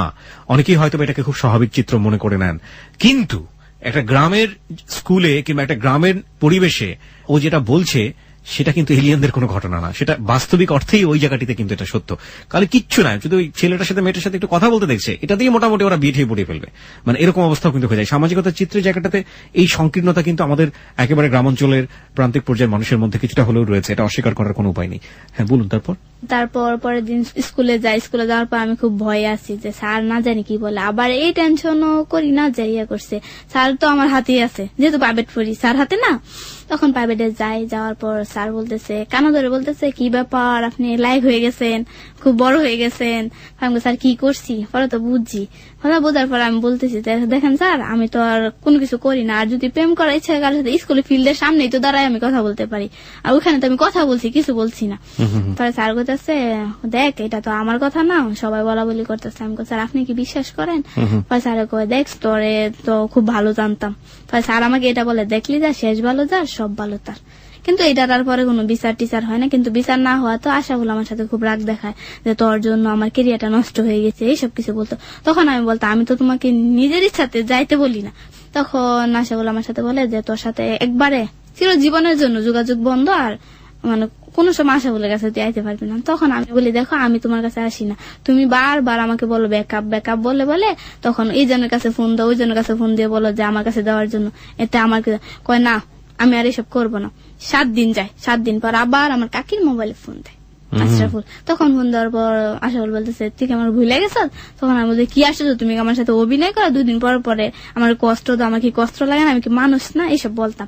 বলার পরে ও বলতো যে না এবার আর সম্পর্কটা শেষ করবো না, এসব বলতো। আমি কাকিদের বাড়িতে থাকতাম, আমার এক ছোট বোন আছে ওর সাথে থাকতাম। তো কাকি বলছে কি তুই বিয়ের আগ পর্যন্ত এই মাইদার সাথে থাকবি। আমি বললাম আচ্ছা থাকবো। তখন এই মাইদার সাথে থাকি যে সারা রাত্র ওর সাথে কথা বলতাম ফোনে, সারা রাত্র কথা বলতাম। ওই পাশে কাকা শুনতো, শুনে কাকা লজ্জা কিছু বলতো না, বাস্তি বড় হয়েছে কি বলবো, বলতে গেলে তো কাকা নিজেই লজ্জা পাইবো। তো সারা রাত্র কথা বলার পরে ও দেখতাম আমার প্রতি অনেকটা আকর্ষণ, বলতেছে আমার ছাইরা কোনদিন যাইতো না অনেক। তারপর এইভাবে চলতে থাকার পর কাকির ব্যাটারিটা নষ্ট হয়ে যায়। সারা রাত্র কথা বলা, কাকির ব্যাটারি নষ্ট হয়ে যায়, মানে কাকির ব্যাটারি নষ্ট হয়ে কথা বলতে বলতে সারা রাত। কাকির ব্যাটারি মানে কাকির মোবাইলের ব্যাটারি। ওকে আমরা এই জায়গাটিতে বলুন। তারপর মোবাইলের ব্যাটারিটা তখন নষ্ট হয়ে যায়, নষ্ট হয়ে যাওয়ার পরে মানে মামা মোবাইলটা নষ্ট হয়ে যায়। তো মামার ব্যাটারিটা ছিল আমার কাছে। তখন আমি বলি যে কাকি কারোর কাছে বললেন না ব্যাটারিটা আপনি দিয়ে দে, কাকি কারোর কাছে বলছে না, আবার আমার ব্যাটারিটা আমার আম্মা লুকিয়ে নিয়ে রাখছে, আমি জানতাম না ব্যাটারিটা যে নিছে। তারপর আমি ব্যাটারি বিছরাই, ব্যাটারি পাই না। আমার আবার একটা অভ্যাস কি, কেউ আমার কোন জিনিস ধরলে আমি সবকিছু পাই গেলে, বুঝতে পেরেছি, প্রচন্ড রাগ লাগে না এসব কিছু। তারপর আমি যখন একটা গ্লাস ভাঙালে, মানে একটা দিয়ে মাত্র শুরু করছি যে ভাঙবো সবগুলো, তখন মা বলতেছে যে ব্যাটারিটা আমি নিচ্ছি। তখন আমি বলছি ব্যাটারি দাও, তুই ব্যাটারি দিয়ে কি করবি, এটা বলে তুমি ব্যাটারি দাও। তখন মা ব্যাটারি দেয় না। তারপর কাকি ব্যাটারি খুঁজেছে, মা আবার শুনালে। আমার মা অনেক চালাক, দূরে থেকে একটা কথা বললে, মা ইশারা দিয়ে কোনো কথা বললে আমার মা বুঝে ফেলতো। তো কাকি যে আমার কাছে বলছে, তো মা শুনছে, শোনার পর পরে মা গিয়ে আব্বার কাছে বলে দিছে। তারপর ব্যাটারিটা কাকির কাছে অবশ্যই দিচ্ছে, দেওয়ার পরে কাকির ব্যাটারি তো একেবারে নষ্ট। তারপর আব্বা আমাকে কোনো কিছু বলছেন, আব্বা বলছে ওর কাছে আর কোনো মোবাইল দেওয়া যাবে না। তখন আমি আর কার মোবাইল দিয়ে যোগাযোগ করব, তখন আবার কাকির মোবাইল দিয়ে ওই দিনই কথা বলি যে লাস্ট আশাফুলের সাথে, দেখো মা বাবা সবাই যাই না ফেলছে, আমার অনেক টর্চার হবে, তোমার সাথে আমি পরে কথা বলবো। তখন এটা আবার মা পিছন থেকে শুনে তারপর মা আমার হাত থেকে মোবাইলটা নিয়ে আশাফুলের আবার ফোন দেয় বলতেছে, দেখ বাবা এসব করা ঠিক না, তোরা ভাই বোনই থাক, কোনো সম্পর্কের দরকার। তখন আশাফুল কি বলে, আশাফুল বলে যে কাকি আমি লিজার অনেক বুঝাই, আমার সাথে রিলেশন হাত লেগে, লিজা ইচ্ছা কিন্তু বাবা এটা করছে। মানে আপনার মার সামনে সে নিজেকে প্রিটেন্ড করে এভাবে যে দোষ আপনার, তার কোনো দোষ নেই। ওকে। তারপর কি হয়, মা বলে হ্যাঁ নিয়ে করছে তোরে নাকি, হ্যাঁ অনেক বুঝায়, হ্যান তেন তুই বুঝস না। তখন আমার খুব কষ্ট লাগে, খুবই স্বাভাবিক। তখন আমি বলি কি ওর সাথে আর কথা বলবো না, প্রতিজ্ঞা করি না আবার কিছুটা করিও। আচ্ছা। তারপর একদিন ওর নাম্বারটা মুখস্থ ছিল আমার, কিন্তু কার নাম্বারটা আমার মনে আসতেছে না। তখন ওই নাম্বারে আমি একটা মিস কল দিই, ফোন ব্যাক করার পর আমি সালাম দিয়ে বলি যে কে করা করতেছে, আমি আশরাফুল, আপনি কে? তখন তো আমি পুরোপুরি শিওর যে এটা আশরাফুল, ফোনটা কাটা দেওয়ার পর ও বারবার ফোন দিত। তখন আমি বলছি যে তুমি বারবার ফোন দিতেছো কেন? আমি যে মনছে হ্যাঁ তুমি আর ফোন দিও না। যখন তুমি বলছি যে পুরোপুরি শিওর হয়েছে যে এটা লিজা। তারপর বিকালে আমার মার নাম্বারে ফোন দিয়ে বলে যে আমি তো ঠিকই আছে, আপনার মেয়ে তো ভালো না, আপনার মেয়ে তো আমার ফোন দিছে। তখন মা কি করবে, ওকে তো আর কোনো কিছু বলতে পারে না, আমাকে বকাঝোকা করে। পরে যা কিভাবে গেল, যাওয়ার পরে ওর বোনের বিয়ে মার্চের 19 তারিখে 2011 সাল আর কি, কিন্তু বিয়ে আমাদের ব্রেকআপটা হয় 11 তারিখে। তখন ওর সাথে তো আমার আর কথা হয় না, অনেকটা কষ্টে আছি, কতদিন ধরে কথা বলতেছি না, সপ্তাহখানি ধরে। তারপর ওর বোনের গায়ে হলোতে মানছুরা, তারপর ওর একটা খালাতো বোন চাচাতো বোন পাঠায় আমাকে নেওয়ার জন্য। যেদিন গায়ে হলো ওর বোনের, ওই দিন মা আমাকে খুব মারে, মানে মানছুরা আমার কাছে আসে, আসার পর বলে যে লিজা এমন ওর বিয়ে থেকে আমি যাবো। আর আমাকে যা তুই যাবে না, তারপরে তো তোর একটা অনুমতি আছে না, আমাকে যা, মানে শুধু এই কথাটা বলার জন্য আসছে। তখন মা এটা দেখা ও যখন চলে যাওয়ার পর ওর সাথে আমি আধা ঘন্টা কথা বলি, মা বলে 3 ঘন্টা কথা বলি। এ নিয়ে মা আমাকে বাঁশ দিয়ে বাইরে ওকে মানে খুব মারে। পরে একরাম যে মামা, ও বলে ও মার সাথে মিলে গেছে, মার সাথে মিলে নানান কথা বলতেছে। পরে আমি বলি যে দেখ একরাম তুই তো আমার ভাগ করে দিস, এখন তুই এইসব করতেছ। তখন আর কিছু বলে না। তখন আমার আবার একটা অভ্যাসী, যদি কেউ আমাকে টাচ করে না, মায়ের দূর করে, আমার জ্বর আসে। তখন আমার জ্বর আসে, এই পরে ও সন্ধ্যার সময় আসা বলে 3টা মেয়েকে পাঠানোর পরে আমি জ্বরে শুয়ে রয়েছি, মানে উঠতে পারতেছি না, এরকম জ্বর আসে মায়ের এরিয়ায়। মা আবার কাকিদের বাড়িতে ছিল, তখন ওরা আসার পরে আমি বলছি দেখ মঞ্জুরে আসে, বলি যে আমি আসতে পারবো না, তুই যে সকালে আসছিস এই জন্য মা আমাকে মাইন্ড করে। মা বলে যে তুই নাকি আমার খবর আনা করিস, এই জন্য মা আমাকে খুব মারছে, তোরা যাইকা। তারপর 1 সপ্তাহ পরে ও আমার ফোন দেয়, আশরাফুল তুই আমার ভুল লাগেছে এটা সেটা। আমি কই না, আমি যেহেতু রিলেশনটা করছি, তুমি এটার মাঝে তোমার কোনো হাত নয়, তাহলে তোমার সাথে আমার রিলেশন রেখা কি দরকার।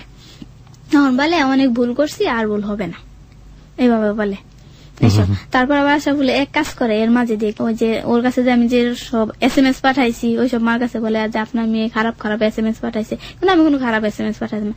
ওর একটা হুফু আছে, আমার ফোন দিয়ে গালাগাল করে। তো গালাগাল এত কিছু হচ্ছে আপনাদের মধ্যে, আশরাফুল মাঝে মাঝে এই জিনিসটা করছে, আপনি তারপর কেন আশরাফুলের সঙ্গে কথা বলছেন? কেন আশরাফুল, মানে আপনি আশরাফুলের প্রতি দুর্বল ছিলেন? অনেক দুর্বল ছিলাম, অনেক পাগল ছিলাম, মানে যত কিছু করুক না কেন এই অপরাধগুলো চোখে পড়তো না। This ultimately happen. প্রিয় শ্রোতা, আমাদের এই জায়গাটা থেকে না আমরা জাস্টিফাই করলে হয়তো চিন্তা করবো যে বারবার এরকম অন্যায় করছে, তারপরও কেন ওই জায়গাটায় গিয়ে ওকে সারেন্ডার করতে হবে। কিন্তু মন এমন ভাবেই দুর্বল, এবং প্রেমে পড়লে এটা হয়, যারা প্রেমে পড়েছেন তারা নিশ্চয়ই তাদের অভিজ্ঞতা জায়গা থেকে জানেন। দিস হ্যাপেন বিকজ হয়ে যায় এই জিনিসটা। যতই আপনি দূরে সরাতে চাবেন তাকে, যতই অন্যায় আচরণ করবেন, সেই অন্যায় আচরণগুলো চোখে পড়বে না যদি সে আপনাকে লাভ করে থাকে, যেটা আমাদের লিজার ক্ষেত্রে হচ্ছিল। আর বয়সটা তো অনেক বেশি কম, সেই সময় একেবারে অ্যাডোলেসেন্স পিরিয়ড চলছে। বলুন তারপর যা কিভাবে যায়, যাওয়ার পরে তো ও আমার সাথে যোগাযোগ করে। তখন আমি বলি দেখো এইরকম সম্পর্ক রেখা কোনো লাভ টাভ নাই, তুমি আমার বকাঝকা করো, আমি তোমার কোনো কিছু বলতে পারি। কলিজা তুই অনেক ভালো, তোর মনটা অনেক ভালো, আমি এই যে বকাঝকা করি তুই আমার কাছ থেকে দূরে সরস না। তারপর কি আর রাগারাগি হতো। তখন আমি কি করি, একদিন আশাফুল রাত্রে ফোন দিতাম, ফোন দেওয়ার পর ওর মালিক রিসিভ করা, ওর মালিক আমার সাথে অনেক কথা বলার পর ওর মালিক আবার কথাগুলো রেকর্ডিং করে রাখা আশাফুলের শোনা যায়, তুই সারা রাত কথা বলিস মেয়ে লিজার সাথে, লিজা আমার ফোন দিয়ে এসব বলছে। তো ওর মালিক আমার জিজ্ঞাসা করে যে আশাফুল কতটা ভালো। তখন আমি বলছি যে আটলান্টিক মহাসাগরের আয়তন জানেন কতটুকু?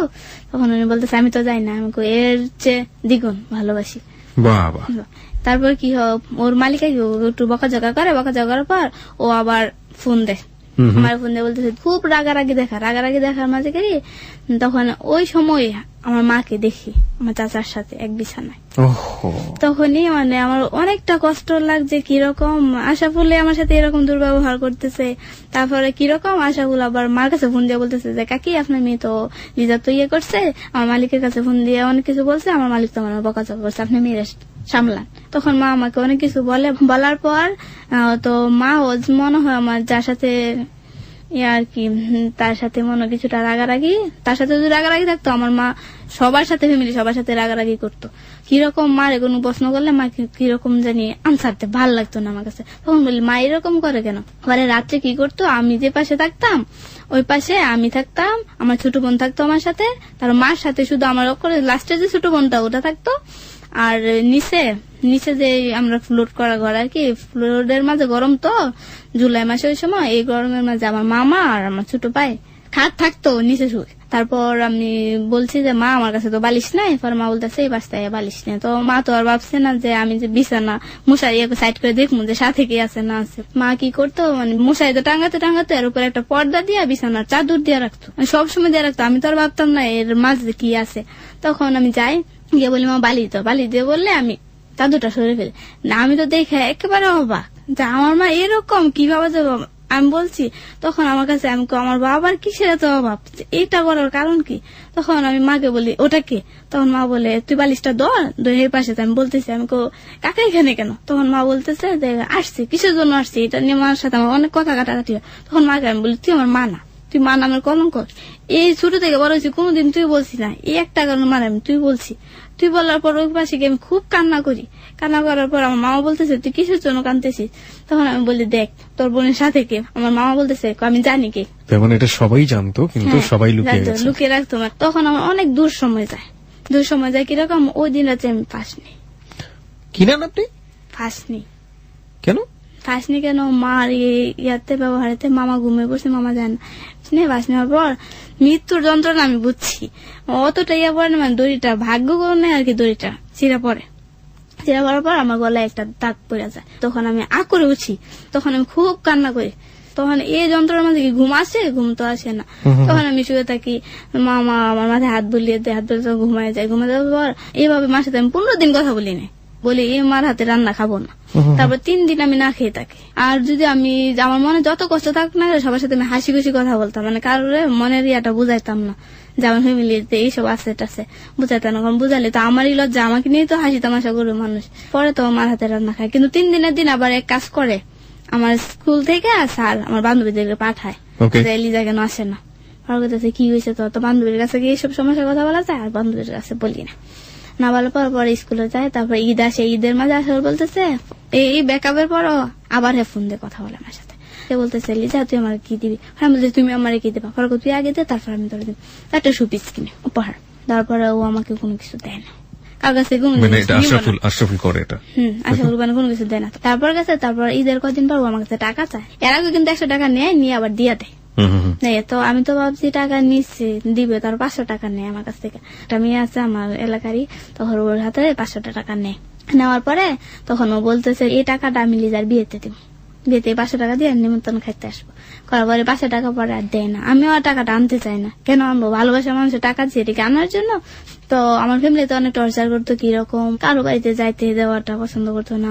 তখন রোজাইদের পর থেকে মাঝে মাঝে মারতো, কোন একটা উচিলে নিয়ে মারতো। মানে দিন আসলো আমার বাবা মা এরকম বান্ধবীদের সামনে বান্ধবীরা চলে গেলে তো মানে আশরাফুলের হয়ে গোয়েন্দাগিরি করতে আসছে এরকম একটা ব্যাপার, এইভাবে সন্দেহ করতে থেকে।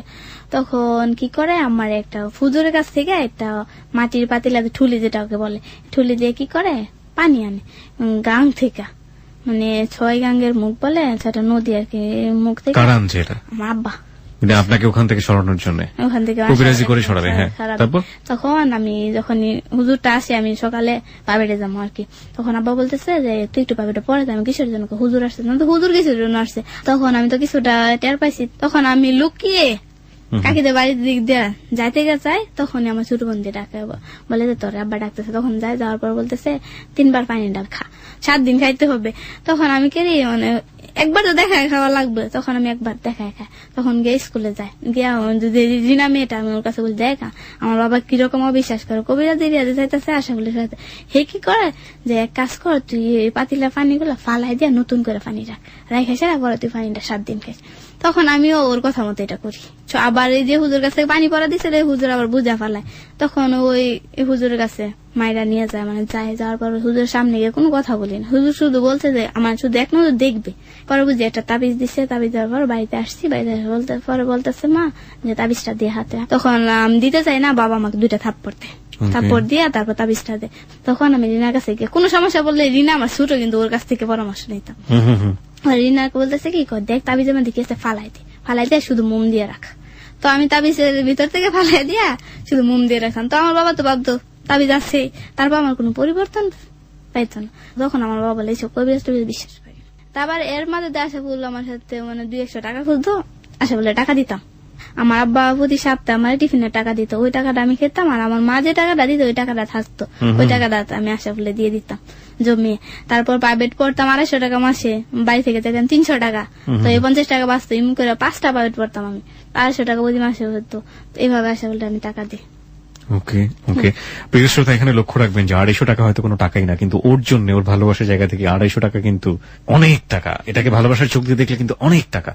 ওকে, তারপর আমার এসএসসি পরীক্ষা কাছে যায়, তারপর আমি টেস্ট পরীক্ষা দিই, 3 বিষয়ে ক্রস যায় আমার, মানে পারিবারিক এইসব সমস্যা প্লাস আশরাফুলের সাথে সমস্যা সবকিছু মিলিয়ে আপনার পরীক্ষার রেজাল্ট অনেক খারাপ হয়, তাই তো? তারপর যেভাবে 3 বিষয়ে ক্রস যাওয়ার পর এসএসসি পরীক্ষা কাছে আইছে, তারপর প্রাইভেট পড়ি, এভাবে দিন কাটতেছে। এসএসসি পরীক্ষা যেদিন প্রথম তো আশাফুলের কাছ থেকে আমি দোয়া চাই, আশাফুল বলতেছে আমার কাছ থেকে কি চাও? আমি তোমার কাছ থেকে আমি কিছু চাই না, আমার শুধু দোয়া করো। তো এসএসসি পরীক্ষার মধ্যে আমার ওই যে আশাফুলের ব্যাপারটা নিয়ে অনেক টর্চার করতো, যে আমি এখনো আছি। তখন আমি অস্বীকার যেতাম যে আমি নাই, কিন্তু কোনো পেত না ওরা। এসএসসি পরীক্ষাটা দিয়ে প্রথম পরীক্ষাটা বাংলা পরীক্ষাটা মোটামুটি সবারই খারাপ হয়। তো এই পরীক্ষা দিয়ে বাড়িতে আসছি, বাড়িতে আসার পর আমি একটু কাকিদার বাসায় যাই। তো আমি বাড়িতে যাওয়ার পর একটু পরে আব্বা বাড়িতে আসা বলতেছে লিজা কোথায়? তো বলতেছে লিজা কাকিরা এনে গেছে। পরে নিয়ে আসে, সবাই বলতেছে তোর পরীক্ষা কোনো খবর আছে? বললে আমার আব্বা মারে, মানে আব্বার ডাকটা আশাফুলের নিয়া, কিন্তু পরীক্ষা একটা উসিলা দিয়ে মারতো আর কি। তখন আমি বলতেছি তুমি আমার একটা পরীক্ষা, আজকে তুমি আমার মারছো, যদি আমার পরীক্ষা কোনো খারাপ হয় দায়িত্ব তো থাকবা তোমরা। তখন এইভাবে যাওয়ার পর আমার যে অঙ্ক পরীক্ষা, এর আগের দিনে আমি আশাফুলের ফোন দিই, আশাফুল আমার সাথে শুধু রাগ দেখা। তখন আমি বলি দেখো অন্য সব পরীক্ষার মাঝে আমার সাথে রাগ দেখো, এটা একটা অঙ্ক পরীক্ষা, এটা বানানোর বিষয় না, রাগ দেখা। তখন ও রাগ দেখা, তখন আমি বলি দেখো তুমি লেখাপড়া করছো না, লেখাপড়ার মর্ম বুঝবা কি কইরা, আমার লেখাপড়া করতে তো তুমি কি চাও না আমি লেখাপড়া করি? হ্যাঁ আমি চাই তুই লেখাপড়া করিস। তারপর সব পরীক্ষা দিস, এর মাঝে আমি আবার আশাফুলের সাথে রাত্রে একদিন দেখা করি।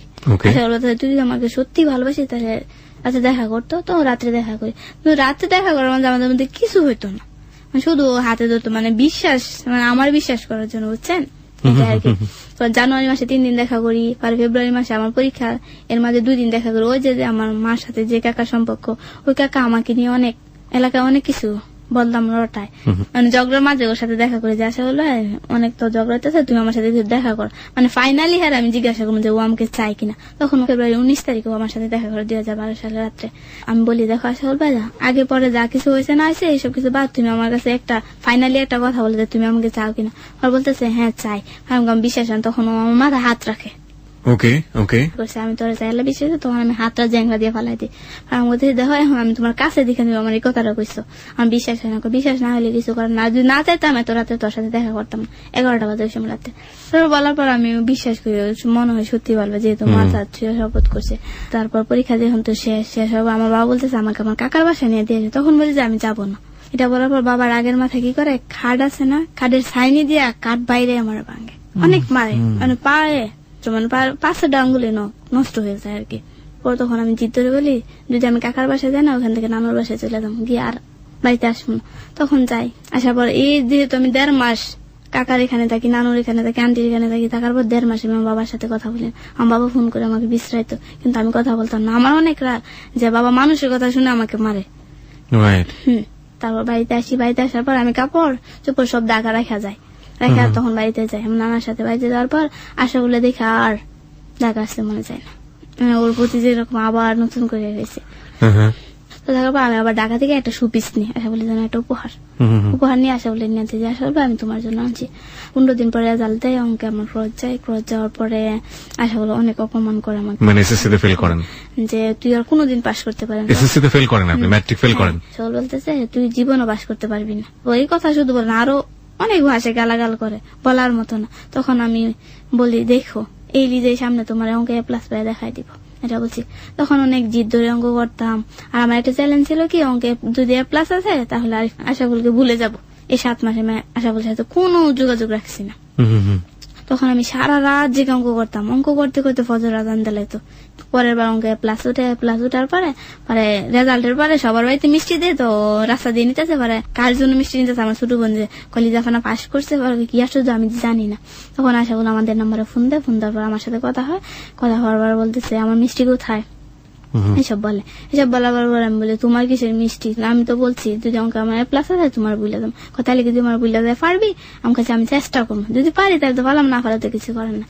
তখন এর মাঝে কি হয় যে একদিন রাত্রে আমি ঘর থেকে বাইরে আশাফুলের ফোন দেওয়ার পরে আশাফুল বলতেছে বাজার আছে, আমি বলতে বাজার ভালো, ওই যে কাকার সাথে আমার মার সম্পর্ক, ওই কাকা গাছের উপরে থেকে আমার পাহারা দিত, কেন জানি আমার প্রতি ওর অনেক ওর বোন একটা অনেক কাহিনী করে এলাকায় বিয়ে হয়, তখন এটার মাঝে নাকি আমার বাবা জড়িত ছিল কিছুটা, আমার বাবা নাকি সাহায্য করছে ওদের সাথে মিল্লা, মানে বাড়ির সাথে সত্যতা করতে। তখন থেকে আমার কাকার জিত আমার সাথে, তখন থেকে বলছে যে ইসাকের জি কিভাবে বিয়ে দেয় কিভাবে করে দেখা দিব। তো বুঝলাম না আপনার কাকা কি চাইতো, কারণ ওই যে আমার কাকার এক বোন আর কি, মানে বুঝতে পেরেছি সেটা, কিন্তু তার উদ্দেশ্য কি ছিল? তার উদ্দেশ্য কি ছিল মানে ওর বোনের নিয়ে যেহেতু আমার বাবা কিছু কাহিনী করছে, মানে আমার নিয়ে কিছু কাহিনী, কি কাহিনী করবে সে, বদনাম তুলবে অনেক কিছু এসে। গাছের উপরে থাকতো কেন? আমাকে পাহারা দিত, মানে আমার কোনো অপরাধ পাই কিনা, তখন গাছের উপরে যে উঠছিল, মানে আমাদের ঘরের গাছ, তিনের মাঝে শব্দ হয়েছে, তখন আমি বলছি এত রাত্রে কিসের শব্দ, তখন আমি বলি কি আমাদের সাথে মানে আমার কাছে আসতো ভাই থাকতো, তখন আমি বলতাম আসতো দেখি বাইরে কি আছে, না লিজা তুই যা আমার ভয় করতেছে। তখন আমি রাত্রে 12টা বাজে তখন দরজা জুড়েই খুলি, আমার তো কোনো দুর্বলতা নাই এখানে, ওরা আমি বাইরে যাই কেউ দেখি না। তো যখন এই মোবাইলের লাইটটা অন করতে যাবো ওই সময় ঠাস কেটে থাপ্পড় মারে আমার কাকা, থাপ্পড় মারে আমার জীবন দুনিয়াটা একেবারে অন্ধকার, যে কি আমাকে থাপ্পড় মারে। তখন কাকা ঘরে এসে আমাকে মারে, খুব মারে। তখন মা ফিরাতে আসার পর আমি বলি তোর পত্র আজকে আমার কাকা আমার মারতে আইসে।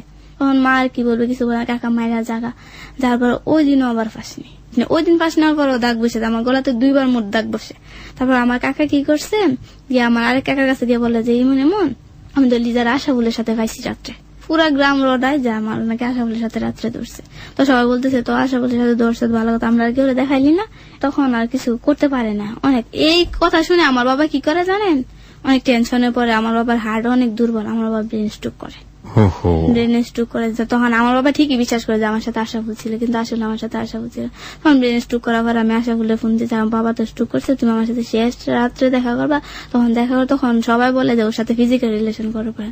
আমি সব কথা কিভাবে ক্লিয়ার বুঝতে পারছেন, আশাফুলকে কি বলেন স্পষ্ট করে বলেন, তুমি আমার সাথে একটু লাস্ট দেখা করো, শেষ ভাবছি দেখা করবো না। আমি আজকে তো আমার আব্বা স্ট্রোক করছে, তখন বলতেছে এখন কি অবস্থা, আমি ভালো।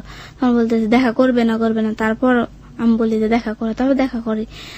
ওর বন্ধুরা বলতেছে আপনি ফিজিক্যাল রিলেশন করেন, তখন 2-1টা ছেলে ফিজিক্যাল রিলেশন কোনো সময় বলতে পারবে না একটা মেয়ের, এটা ওর বন্ধুরা ওকে বলেছে, আমাকে বলতো, আমি ওর বন্ধুদের সাথে কান্নাকাটি করতাম, তো ওর বন্ধুরা আমাকে এইসব কথা বলতো। আচ্ছা, ওর বন্ধুরা আপনাকে এটা বলতো যে আপনি আশরাফুলের সাথে এই ধরনের সম্পর্ক করেন, তাহলে আশরাফুল আপনাকে কোনোদিন বলতে পারবেন না, এটা বলতো।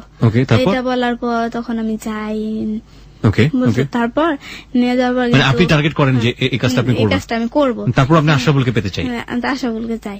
কারণ তারপর ওর সাথে এই ধরনের কোন সম্পর্ক হয় নাই, তারপর ও বলতেছে তুই বাড়ি ফিরে। তখন আমি বাড়ি আসি, মানে ওকে আপনি প্রস্তাব করেছিলেন, এটা করার পরে ওকে বলে যায়, তারপর ও বলে যায় দেখ তোর এরকম কোনো ক্ষতি করে আমার দরকার, মানে ওকে আপনি আগে থেকে বলেছিলেন? আগে থেকে বলছি। তখন ও আমাকে প্রায় পরীক্ষা করতো এই বিষয়ে। তখন তখন পরের বার বাস করার পর কলেজে ভর্তি। আমার আব্বাও ভালো হওয়ার মাঝে, কিন্তু ভালো হওয়ার মাঝেও একটা দিন অনেক খারাপ লাগে যে আমার আব্বা এতদিন অসুস্থ ছিল, পরে আর আশাফুল ফোন দিয়ে জিজ্ঞাসা করেন যে তোর বাবার কি অবস্থা। আমার খুব কষ্ট লাগছে, কিন্তু আমার বাবা আমার টেনশনে স্ট্রোক করে না, আমার মার বিষয়টা মোটামুটি জানতো। হয়েছে সবাই এলাকার সবাই দায়ী করছে যে আমার কারণে নাকি আমার বাবা স্ট্রোক করছে, মানে কে করতো। তার এইভাবে যেতে চলে যাওয়ার পর আমি শুধু আল্লাহর কাছে প্রার্থনা করতাম যে আশাফুল নামের অভিশাপটা আমার কাছ থেকে দুই আনা আল্লাহ। তারপর কি হয়, আরিফের সাথে রোজা থেকে কথা হয়, যে কোনো ভাবে এক প্রকারে ফোনের মাধ্যমে কথা হয়। দেখতাম আরিফ আমার অনেক কিছু খেয়াল করতো, মানে সব দিক দিয়ে আরিফ খেয়াল করতো, মানে আরিফ অনেক পাগল। আরিফটাকে আমাদের এলাকায় আমার চাচাতো ভাই। ওকে আপনাকে আগে থেকে নক করতো, ডিস্টার্ব আগে থেকে নক করতো না, এনে তো ফোনের মাধ্যমে পরিচয় হইতে হইতে মানে রিলেশন হয়েছে আমাদের মাঝে। আশরাফুল থাকা অবস্থায় রিলেশন হয়ে যায়? আশাফুলের সাথে মাঝে মাঝে কথা বলতাম। তখন আমি পরের বার পরীক্ষা পাশ করার পর মোবাইল হাতে নিই। জানেন আপনি আশরাফুলের জন্য এত পাগল, আমরা এতক্ষণ ধরে আবিষ্কার করলাম, আপনি আরিফের কাছে কেন গেলেন? কেন আরিফের কাছে গেছি, আশাফুল আমার কাছে ফোন দেয় একদিন। ফোন দেওয়া বলে আমার ফ্যামিলি সম্পর্কে অনেক কিছু বলে, যে আমার মার ব্যাপারটা নিয়ে অনেক কিছু বলে। বলার পর আমি বলি যে ও এখনই আমাকে এইসব কথা বলে, বউ না, তারপর যদি বউ হই দলিল করা থাকবো, তখন তো আমি ওর কাছে ছাইরে আসতে পারবো না, এখন তো প্রেমিকা জাস্ট আশা করতে পারবো। তখন আমি ওর কাছ থেকে দূরে সরে যাই। মানে আপনার ফ্যামিলি নিয়েও খোঁটা দিত, আপনার মার ব্যাপারগুলো নিয়ে, এবং সে কারণে আপনি আশরাফুলকে ছেড়ে দেন? ছেড়ে দিই। আরিফের সাথে রিলেশন হওয়ার পর প্রথম যেদিন ওর সাথে কথা বলি না, ফান করি, আমি সারা রাত্র কথা বলি, ফান করি। ফান করার পর ও বলতেছে যে ঘুরতে যাবা। আমি কই কিসের জন্য তোর সাথে ঘুরতে যাবো, আমি তো করতাম আরিফকে, ও আমাকে তুমি তুমি করতো ফোনে, মানে উল্টোটা হচ্ছে আরিফের সাথে। তখন আমি বলতাম যে তুই আমার সবসময় তুই তুই বলতি, এখন ফোনে তুমি তুমি, বউ লাগো না, এইসব ভাবে বলতো। তখন আমার মুখ দিয়ে আই লাভ ইউ আনায়, বললে মানে ঘুরতে যাওয়া স্বীকার করায়, কারণ আমি তো কথা দিয়ে কথা রাখি, এটা আমার ভালো গুণ। তখন আমি বলছি হ্যাঁ ঘুরতে যাবো। 14 তারিখে কলেজ খুলছে, খোলার পর ওর বোনের বাড়িতে যায়, তারা তো বোনের বাড়িতে। আরিফরা কোনো বোন না, ওরা 5 ভাই, ও 4 নাম্বারও। তারপর ও চাচাতো বোনের বাড়িতে যায়, যাওয়ার পরে ও বলতেছে তারপর আমি বলি যে দেখ আরিফ, আশাফুলের সাথে আমার এতদিন ইয়া ছিল, ওর সাথে যখন কোনো কিছু হয় না তোর কাছে আমি চাই না। তখন ও আমাকে অনেক জোর করে যে 2টা জিনিস চাই, দিতে হবে। আমি কি ওই তো ধরবার নয় তো এটা দিতে হবে। তখন আমি বলি না আমি দিতে পারবো না, এক রুমের ভিতরে আমরা। তখন আমাকে মিথ্যা কথা বললে লাভ নেই, এটা করে। আমি খুব কান্না করি, কান্না করলে ও আমার চোখের পানি মুছা দিত। ওকে আমার বিরক্ত তখন মনে হচ্ছিল, আবার ভালো লাগছিল। তারপর এক রুমের ভিতরে ছিলাম না, ওর বিয়ে দরজা লক করে চলে গেছিল বাইরে দিয়ে। তারপর ওর দুলাভাই আসছিল, দুলাভাই আসার পর দরজা খুলছে, খোলার পরে তখন আমি খুব কান্না করতেছি। তারপর এইভাবে আমরা কলেজে, তারপরও আরিফের ভালো লাগতো, মানে ও আমার খুব খেয়াল রাখতো, কিরকম বলতো যে ভালো করে খাওয়া দাওয়া করো, এটা সেটা করো, এইসব বলতো। মানে আব্বাস স্ট্রোক করার পর থেকে আমি খাওয়া দাওয়া ছেড়ে দিতাম। প্রতিদিন সন্ধ্যার সময় ওর সাথে দেখা করতে যেতাম, আর আমি যা খেতাম সবকিছু ওকে দিয়ে খেতাম। একটা আপেল অর্ধেকটা দিয়ে খেতাম, কোনো কিছু ফল টল আনলে। বুঝতে পেরেছি যে আপনার সঙ্গে একটা হৃদ্যতার সম্পর্ক তৈরি হয়েছে তার। তার প্রতি আমার অনেক মায়া হতো কেন জানি। আর প্রায় সময় ওদের বাড়িতে যেতাম আমি, তো বাড়িতে গিয়ে কথা বলতাম, বলাতে ওর মুখের দিকে তাকিয়ে শুধু কান্না আসতো। ভাবতাম যে আরিফ কেন তো ভালোবাসি, কি আছে ওর মাঝে।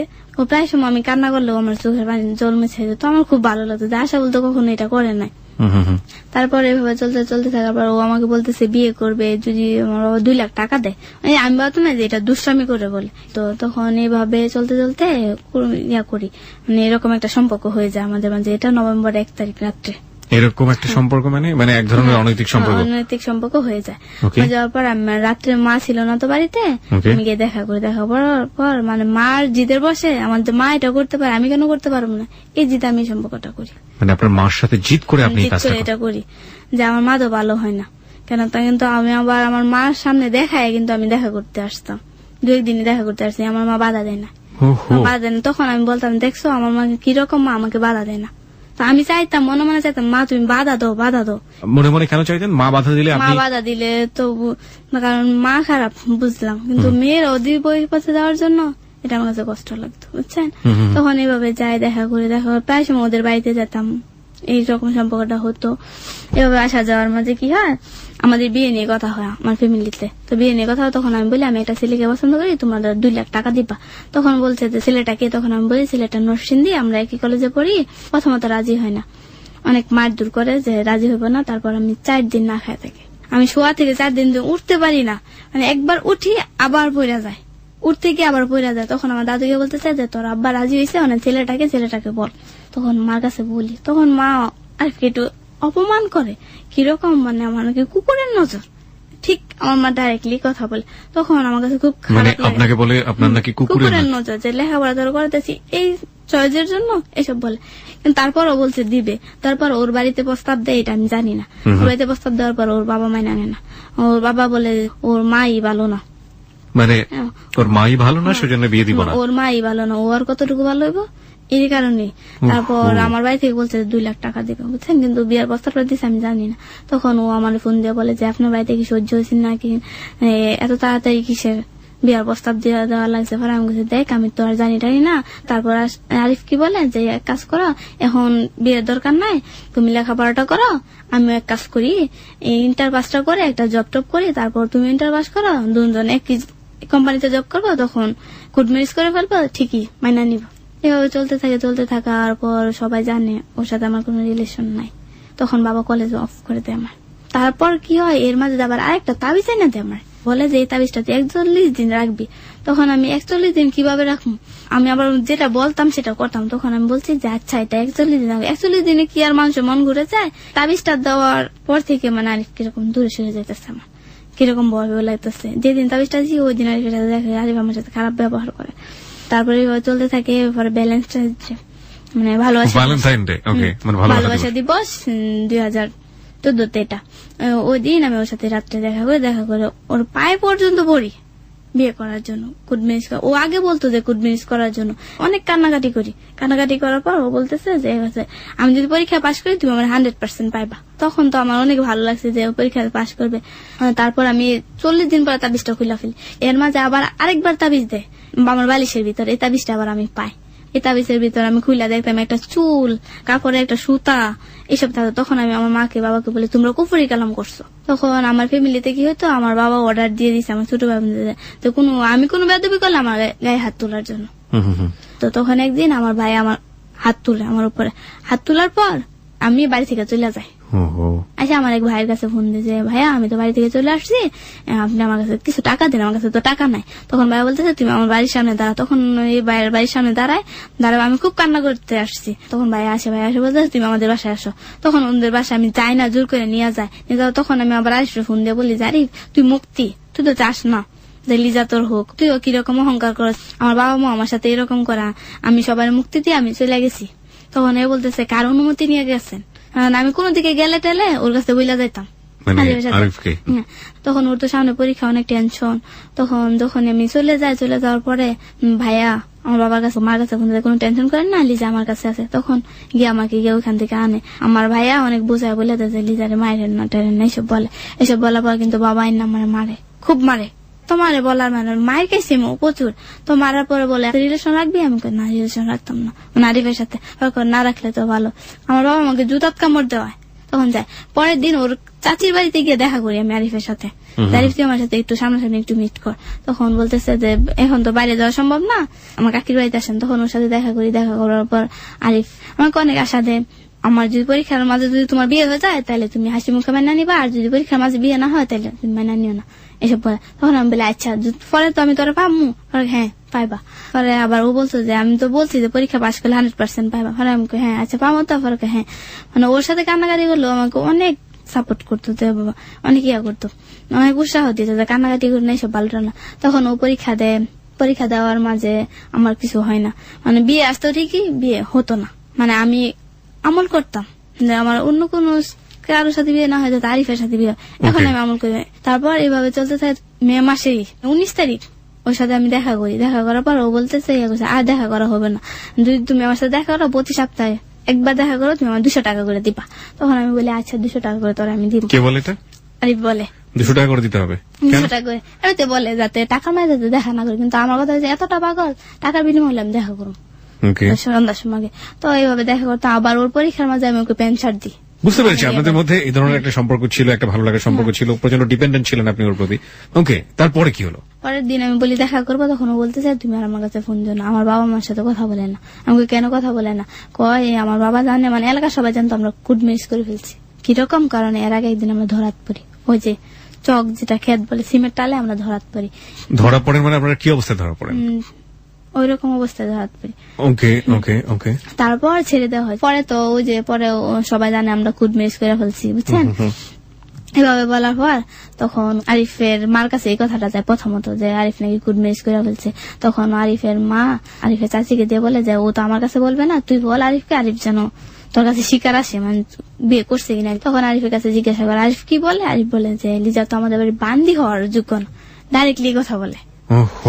তো ওর চাচি আবার 2 দিন পর আবার আমাকে বলে যে লিজা মা তুই এটা সত্যি কথা বলবি? আমি কই কি কয় তুই এরকম এরকম আরিফ এসে তাদের কি তোর কুট মেরিস? আমি কই না তো কাকে, আমার তো কোনো কুট মেরিস হয় না। কয় তাহলে তুই কইছে কুট মেরিস হয়েছে। পরে এইভাবে চলতে থাকে, কথা বলতাম, কথা বন্ধ করতাম না। তারপরে কদিন পরেই মেয়ের 19 তারিখ আমি ফোন দেওয়ার পর আমি বলতেছি 200 টাকা নিয়ে আমি দেখা করবো তোর সাথে। পরে বলতেছে দেখো তুমি আর আমার সাথে ফোন দিও না। ও যেটা করতো বারবার আপনাকে ডিনাই করছে, কিন্তু আপনি ওকে বারবার আঁকড়ে ধরছেন, কারণ আপনি মানে ও এমনিতে উপরে উপরে না করতো, মন থেকে কোনো কিছু না করতো। এটা আপনার মনে হতো? আমার মনে হতো বলছে, ও প্রায় বলতো যে রাগ দেখালি তো কাছে আইবা, তাছাড়া তো কাছে। আমি একটা জিনিস বুঝি যে আপনি প্রচন্ড ব্লাইন্ড, এবং ব্লাইন্ড হওয়ার পেছনে যথেষ্ট লজিক আছে ওর জায়গা থেকে, সেটা হয়তো আমাদের শ্রোতারাও বুঝতে পারছে যে একটা মানুষ যখন সমুদ্রের মধ্যে বিপদে পড়ে যায় তখন একটা খড়কুটো যা পায় সেটা ধরে হলো আঁকড়ে বাঁচার চেষ্টা করে। দেখুন, ও আশরাফুলকে ভালোবেসেছে, সেখানে জায়গা পায়নি, ওর ফ্যামিলির কাছে কোনো জায়গা নেই, ও বেছে নিল আরিফকে, সেখানে ওর তেমন একটা আগ্রহ ছিল না, কিন্তু ওটাই ওর শেষ সম্বল ছিল। যখন আঁকড়ে ধরেছে তখন সেখানে সমস্যা তৈরি হচ্ছে, কিন্তু এই আঁকড়ে ধরার জায়গাটা থেকে ও সরতে পারছে না, বিকজ ও যেটা মনে করে ওর জায়গাটা থেকে মন প্রাণ শরীর সব তো দিয়ে দিয়েছে, সুতরাং এই মানুষটাকে ছাড়া কিভাবে সামনের দিকে যাব।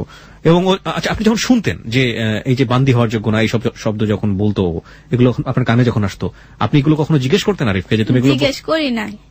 কেন জিজ্ঞেস করি না? আমার কথা হয়েছে ওর সাথে আমি সামনাসামনি জিজ্ঞেস করবো, কারণ পরীক্ষা শেষ হলে। কখনো কি সামনাসামনি জিজ্ঞেস করেছিলেন? কখনো জিজ্ঞাসা করি, করার সুযোগই হয়নি। ওকে, তারপর না আমি তোমার সাথে আর যোগাযোগ রাখবো না এসব বলে। খুব কানাকাটি করি, কানাকাটি করার পরে কি হয়, ও আবার ওর ফোনটা অফ করে রাখা মিস কল অ্যালার্ট। তখন আমি 700-800 কল দিছি, মিস কল অ্যালার্ট।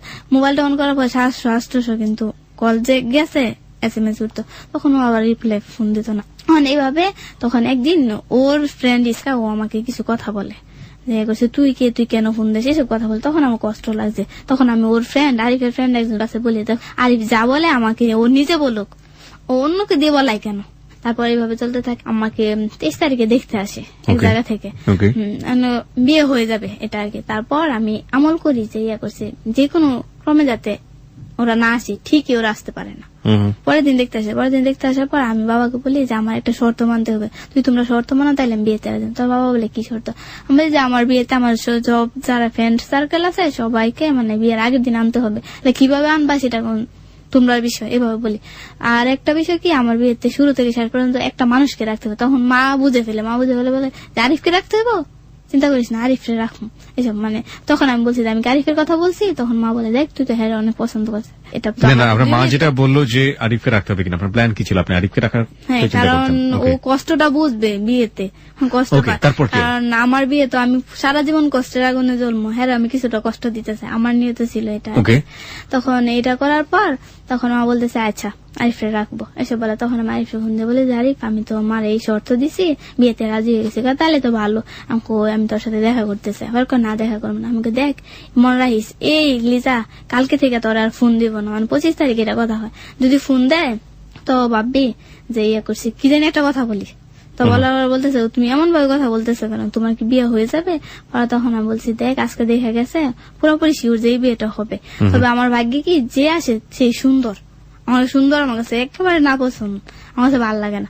সুন্দর ছেলে পছন্দ না, সুন্দর ভালো লাগে না। কারণ আশাগুলো সুন্দর এরকম করছে, আরিফ এরকম করতেছে সুন্দর, কিরকম ইয়ার লাগে আর কি। তারপর ও বলতেছে যে ফারুক কি শর্ত দিছে তোমার মারে? আমি বলছি যে এরকম শর্ত তোমার মা রাজি হয়েছে যে আমার রাখবা? হ্যাঁ রাজি হয়েছে। তাহলে তো ভালো, একবারে গায়ে হলুদের দিন সন্ধ্যার সময় আমার সাথে দেখা করবো। আমি কই আমি আজকে দেখা করবো, কারণ আমার বিয়েটা যে এই বিয়েটা যে দেখতে আসছে এটা হয়ে যাবে। আমার কিরকম একটা কষ্ট লাগছে যে আরিফরে আমি এতটা ভালোবাসি কিভাবে সাইরা যাবো, কিরকম একটা ইয়া লাগতেছে। আমি তো রাজি হয়েছি, ওই যে ওর বাবা ওকে বকাঝকা করছে, অনেক ইয়া করছে, মানে ওর সাথে 2-3 দিন যাবত বলে কথা বলতেছে না, তো ও ছেলে বিয়ে করে লেছে এসব আর কি। তখন আরিফকে বলি যে তুই তো বলছিলি যে 200 টাকা দিলে দেখা করবি, যা 500 দিন তাও তুই দেখা কর। তখন ও বলতেছে যে না দেখা করবো না। আমি কই না তুই দেখা কর, তুই রাজি না? তখন আমি বলি দেখ তোর কি ছবি আছে আমার কাছে, 2টা ছবি ছিল। তখন আমি তোর ছবি আছে আমার কাছে, 2টা 10 টাকার নোট আছে, কয়েকটা পয়েন্ট আছে, আমি তোর জিনিস তুই নিয়ে আসা, এগুলা পরে দেখলে পরে হয়তো আমার সমস্যা হইতে পারে। তখন হ্যাঁ বলতেছে না ওইগুলা গায়ে হলুদের দিন নিম, এসব বলার পর আমি বলি না আমি তোর আজকা দিব, আজকে তোর আমি কাছে পাইতেছে। তখন ও বলে কি খেতে আসো। তখন খেতে যায়, একটা বটবড়ি টাল ওইখানে যায়, ওখানে বটবড়ি টাল। বটবড়ি টাল কি? বটবড়ি লুদ্দাস যাকে বলে বটবটি। আমি বুঝবো না বাবা, মানে এত আঞ্চলিক ল্যাঙ্গুয়েজ আমার কোনো আইডিয়া নেই। যাই হোক, ওখানে কোন একটা জায়গা, নির্জন কোন একটা জায়গাতে নিজের মনে একটা জায়গায় যায়, যাওয়ার পর ওর জন্য আমি একটা আপেল নিয়ে যাই, মানে যা খাইতাম আমি তো তাই দিয়ে খাইতাম। তখন ও বলে যে আপেলটা নেবে না। আমি কেন নিবি না, সবসময় নিয়ে আসছিস, এখন কেন নিবি না? তখন সে আপেলটা নেই। তখন আমি বলতেছি, দেখ আরিফ, আমার তো বিয়েতে মত, মানে তুই কি কর? হ্যাঁ, শুধু আমাকে একটা কথা বলে, তুমি সত্যি বিয়েতে আছে? মানে ও আমার বাবা মার বলতে পারতেছে না, এরকম একটা পরিস্থিতি। কিরকম আনমো না মলিন কথা বলতেছে, সত্যি বিয়েতে রাজি হয়েছে আমাকে? হ্যাঁ। তখন কি আমাদের এলাকায় অনেকে আমাকে টার্গেট করতো, আমাদের ওই যে এর আগে একবার ধরা পড়ে যায়, ওই দিন কথা বলতেছি, এর মাঝে 2টা ছেলে এদিকে আছে আমাদের ধরার জন্য, কিন্তু আমরা জানতাম না। তখন আসার পরে ও আমাকে, আমি ওর হাতে ধরছি, আমাকে জেংলাতে ফেলা দিয়ে চলে গেছে। চলে যাওয়ার পর তখন আমি বলি, দেখ তুই এখন ঠিকই চলে গেছ, আমি তোর বাড়ির যাম। কারণ ও জানতো যে আমি যা বলতাম তা করতাম। তখন ও বলে যে তুমি আমার বাড়িতে যাইতে পারবে? বাড়িতে যায় না, তুমি আমার কাকির মানে তাল গাছের নিচে আয়। তখন কাকির মানে খালপা তাল গাছের নিচে যায়। যাওয়ার পরে ও বলতেছে যে টাকা আনছো? আমি টাকা তো আনছি না, তুই দাঁড়া, আমি টাকা নিয়ে আসি। তখন বাড়ি থেকে আসা 200 টাকা নেই, 200 টাকা অন্যার মাঝে বাইদা নেই। নেওয়ার পরে তখন অনেক কথা বলতেছে, আমি আরিফ তুই পারবি আমার বলে থাকতে, অনেক কিছু বলার পর ও বলতেছে, কি আসো তুমি আমার বলে থাকতে পারলে, আমি তোমার বলে থাকতাম, এইসব কিছু বলে। তখন এইসব কিছু বলার মাঝে দেখিয়েছে ও যে আমার সাথে কথা বলতেছে, একজন একটা লাইট টিপ দেয়। লাইট টিপ দেওয়ার পর আলোটা ওর চোখে লাগে। তখন ও আমাকে ধাক্কা দিয়ে বলতে, তুমি ওই সাইড দিয়ে দৌড় দাও। মানে ওই দিন আমাদেরকে দৌড়বে, মানে এরকম ফুলাপানে একটা প্ল্যান ছিল আমাদের এলাকার ছেলেরা, মানে কোন দিক দিয়ে যাওয়ার ব্যবস্থা না, এদিক দিয়ে আসতো ওদিক দিয়ে আসতো। তখন কাকা বলতেছে, কে এখানে? তখন লাইটিপ দেওয়ার পর বলতেছে, আমি আরিফ। তুই এত রাত্রে এখানে কেন? আমার বাড়ি, আমি কি করবো? তোর সাথে কে? সাথে কেউ নাই। তোর সাথে কেউ না, পরে আশরাফুল আবার গিয়ে আমাদেরকে ধরে, মানে আপনার ফার্স্ট লাভার। তখন আশরাফুল উঠানের মাঝে নিয়ে বলতেছে, লিজা তুই কি কোনোদিন শুধরাইছি না? ডাইরেক্টলি এইভাবে কথাটা বলে। আমি বলি, আশরাফুল তুমি ঠিক সাইডে আসে, দরকার কি? আমি কই, যদি পারো বিয়ে করাই দাও, কিন্তু কোন ঝামেলা করার দরকার, যা করবা গোপনে করবা, কারো ফ্যামিলি না জানে। তখন আশাফুল ভাবতেছে, ওর জন্য আমি এতটা পাগল থেকে ওরে কিভাবে এতটা ভালোবাসলাম। তো আশাফুল বলতে, তুই সিরিয়াস? আমি সিরিয়াস, আমার বিশ্বাস হয় না। তুই আমার সুইয়া বলি, তারপরও বিশ্বাস করতেছে না। হ্যাঁ সত্যি। তারপর যায় গিয়ে কার কাছে বলে যে মন লিজা এটা চাইতেছে। আরিফ কি করে, আবার ঘরে চলে যায়। আরিফ ওইখান থেকে আবার ঢাকায় নিয়ে আসে। অনেক লোকজন জমে যাওয়ার পর আমার মা আসে, শুনে মা এসে কি করে, আমার মারে, সবার মাঝে ওইখানে মারে। আরিফের মা এসে আরিফকে 3-4টা থাপ্পড় দেয়, ছেলে ভালো না এইসব কিছু বলে। তো আরিফের মা বলতেছে, হে খারাপ, হে কি করে আমাদের বাড়িতে আসলো, একই সীমানা আর কি। তখন বলতেছে বিয়ে হবে। আমি তো চাই বিয়ে হোক, কিন্তু এভাবে যে বিয়ে হোক এটা আমি চাইতাম না, কারণ আমি খুব ভালোবাসি তো জোর করে আদায় করা যায় না। তখন সবাই বলতেছে যে তুই কি চাস, মানে আমি সবার কাছে বলি আমি আরিফকে চাই, এটা বলি। তখন বলতেছে আচ্ছা বিয়ে হবে, চিন্তা করিস না। তখন রাত্রে কি কারণে জানি আমার বাড়ি ফ্যামিলি সবাইকে আমার গিয়ে নিয়ে আসে, যা হওয়ার কালকে সকালে 50-এর সামনে হবে। কোথায় সামনে হবে? 50-এর সামনে। 50 মুরব্বীরা, 50 মানে পঞ্চায়েত, মানে গ্রাম্য সালিশ যেটাকে বলে, সেটা হচ্ছে তাদের সামনে আপনাদেরকে নিয়ে একটা বিচার বসবে, সেখানে সমাধান হবে। তারপর পঞ্চায়েতের সামনে সকালে অনেক মুরব্বী জমা হওয়ার পর আমি ঘুমিয়ে আছি। ওই রাত্রে আরিফকে রুমানদের বাড়িতে পাঠানো হয়, মানে রুমান এসে নিয়ে যায়, ওর ফ্রেন্ড আর কি। নিয়ে যাওয়ার পরে মানে আমার এই ঘটনা শুই না, আমার বাবা ঢাকা থেকে আসছে, সবাই আমার বাবাকে অনেক কিছু বলতেছে। তখন বলতেছে চিন্তা করেন না, সবাই অনেক উৎসাহ দিয়েছে, বিয়ে হবে, টেনশনের কোনো কারণ নাই। আমার বাবা আমার নিয়ত কি দেবে না। তারপর সবাই এসে আব্বাকে সান্ত্বনা দেয়, আপনি কোনো টেনশন করেন না, কারণ এর আগেও যে আব্বা স্ট্রোক করছে, তো ডাক্তার বলছে যে বেশি কোনো টেনশন দিয়েন না, বাইরে কোনো টেনশন দিলে কোনো হতে পারে আর কি। তারপর আমি ঘুমিয়ে আছি, ঘুমিয়ে থাকার পর আমি তো জানি আমাকে ওরা আস্তে আস্তে মানে ডাক দিবে, আমার প্রয়োজন পড়লে তো আমার ডাক দেওয়া হবে। তখন পঞ্চায়েতের সামনে তো সবাই গিয়ে বসার পরে বলতেছে ওর বড় ভাই, মানে যারা ধরছে ওরা দুজন তো আমার ভাই আরিফরে ঘুম করে রাখছে। তখন সবাই বলতেছে যে না আমরা তো ঘুম করি না, এটা বলতেছে। পরে বলতেছে আরিফরে ফোন দে। পরে আমার এক দাদা ফোন দেওয়ার পর বলতেছে যে আরিফ তুই কই আছো, তোর কোনো ভয় নাই, সমস্যা নাই, তুই আই। ও ভয় পাইতেছে, না জানি কি হয়, মানে ওর বাবাকে খুব ভয় পায়। যেদিন রাত্রে এই কাহিনী ঘটনাটা হয়, ওর বাবা সারা রাত দাও নিয়ে বসে থাকে ঘরে ধরে, বুঝলেন, ঘুমায় না। তারপর দাদা বলে দেখ তুই আমার দিকে তাকায় আস, মানে তোর কোনো ভয় নাই। তখন আরিফ আসে, আরিফকে জিজ্ঞাসা করে কিভাবে সম্পর্ক হইলো। ওর সাথে তো আমার কোনো সম্পর্ক নেই, ডাইরেক্টলি এইভাবে বলে, ওকে সম্পর্ক নাই মানে হ্যাঁ ওর সাথে আমার কোনো সম্পর্ক নেই, ফ্রেন্ডলি সম্পর্ক। কতদিন যাবত? 2 মাস। এটা বলার পরে সবাই বলতেছে 2 মাস। হ্যাঁ 2 মাস। পরে এর মাঝে দরবারের মাঝে বলতেছে তুই এত সহজে গল্পটা শেষ করে ফেললি। আর বলতেছে যা সত্যি আমি তো তাই বলছি, মানে সবকিছু অস্বীকার। ওই যে এর আগে যে আমরা ধরাত পড়ি একটা বাগানের মতো আর কি, সিমেন্ট টাকা সবকিছু আরিফ অস্বীকার করে, সবকিছু অস্বীকার করাবো। ও যে কাকা ধরছে ওই কাকারে সাক্ষী মানার পর কাকা ও সাক্ষী দেয়, কাকার ওই খারাপ কথাটা আর কি বলে না, আর কি কি করছে না করছে ওইসব কথা বলে না।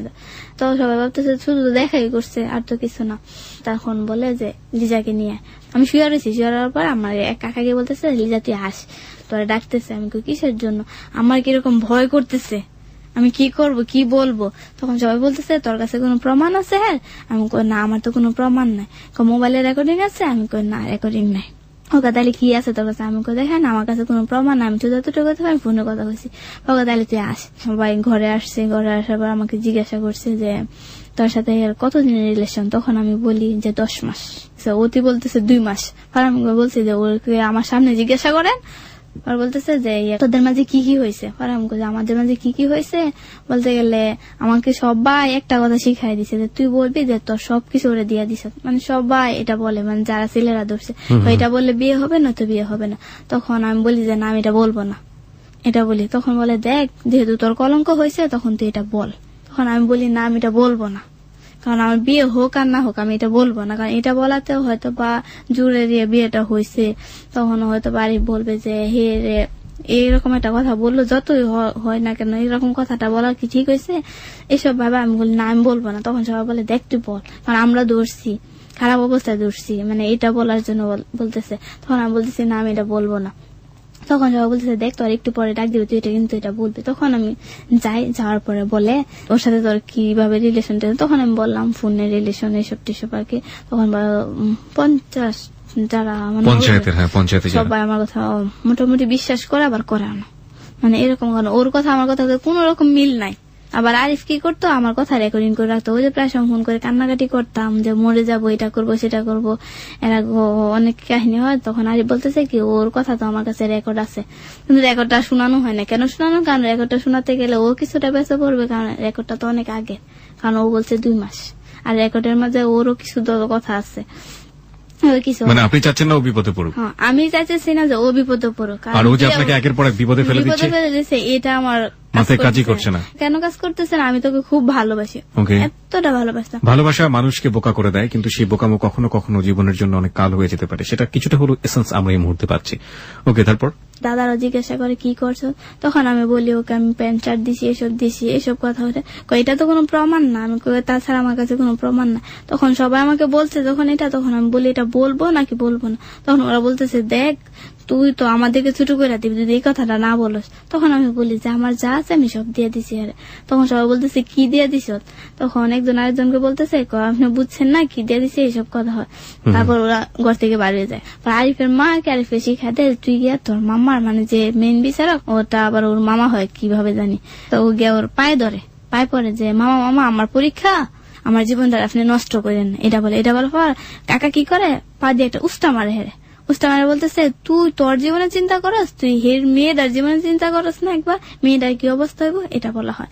এটা বলা হওয়ার পরে ও এখান থেকে উঠার পরে ওর কাকা কি করে ওর 2টা থাপ্পড় দেওয়ার পর ও আমি যে ঘরে ওই ঘরে ও দৌড় দিয়ে আসা পড়ার পরে সবাই আমাকে দোষারোপ করতেছে। ওর মা বলেন ওর ভাবি বলেন সবাই শুধু আমাকে দোষারোপ করতেছে। ওর ভাবি বলতেছে ওদের বাড়িতে নাকি আমি একসাথে আসছি, ওদের বাড়িতে নাকি আমাকে এক রুমে দেখছে, কিন্তু কি অবস্থা দেখছে এইসব বলতে পারে না। তারপর ও মা বলতেছে যে ইয়ে করছে আমি লিজাদের সঙ্গে আমাদের বাড়িতে আসতো আমি মানা দিতাম। আসলে কিন্তু ওর মা আমাকে কোনো সময় মানা দিত না, তো ওর তো বোন নাই। তখন প্রায় সময় গেলে ওর মা আমাকে অনেকটা আদর করতো। প্রায় সময় 2-1 দিন না গেলে ওর মা আবার আমাকে নিয়ে যেত, কি ব্যাপার লিজা তুই যাস না কেন আমাদের বাড়িতে, তোর সমস্যা কি, এসব কিছু বলতো। ওর বার্থডের মাঝে আমি কি করি একটা গিফট দিই আর নুডলস রান্না করে দিই, কিন্তু ওর মার হাতে নিয়ে দিয়ে আসি। পঞ্চায়েতের সিদ্ধান্ত কি হলো আমাকে এটা বলেন। পঞ্চায়েতের সিদ্ধান্ত কি হলো? তখন পঞ্চায়েত সিদ্ধান্ত বলে যে বিয়ে হবে না। পঞ্চায়েত কেন বলবে যেখানে অলরেডি প্রমাণ আছে? কি প্রমাণ আছে? আমি যতটুকু বলছি যারা ধরছে এরা তো দ্বিতীয় দিন ধরছে, এটা তো কোনো প্রমাণ ওই খারাপ অবস্থায় ধরতে পারছে না, বুঝছেন? একজন বলছে একজন বলছে না, কিন্তু এর আগে তো ওই অবস্থা পাইছিল, কিন্তু এর আগের প্রমাণটা টিকে নাই, বুঝছেন?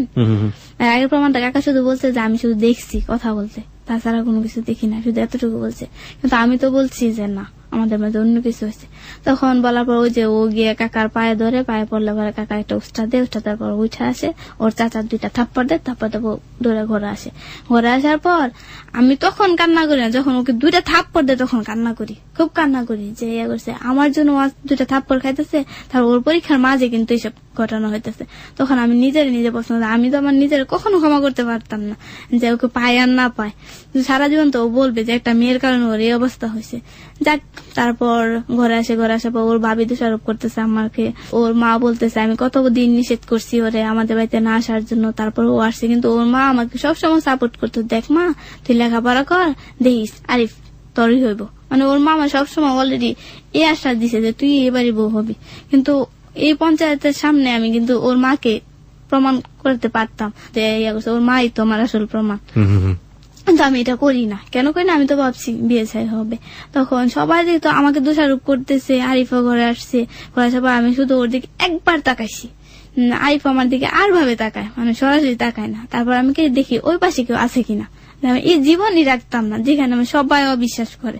তখন আমি ওই পাশে যাই, ওই পাশে গিয়ে সেরা আগে ওই দিক দিয়ে দরজাটা লাগাবার পরে এই দিক দিয়ে পাটিশনটা লাগায়। এখন তো সাথে সাথে তো ফাঁস নেওয়া সম্ভব না, বুঝার লাগবে সবাই।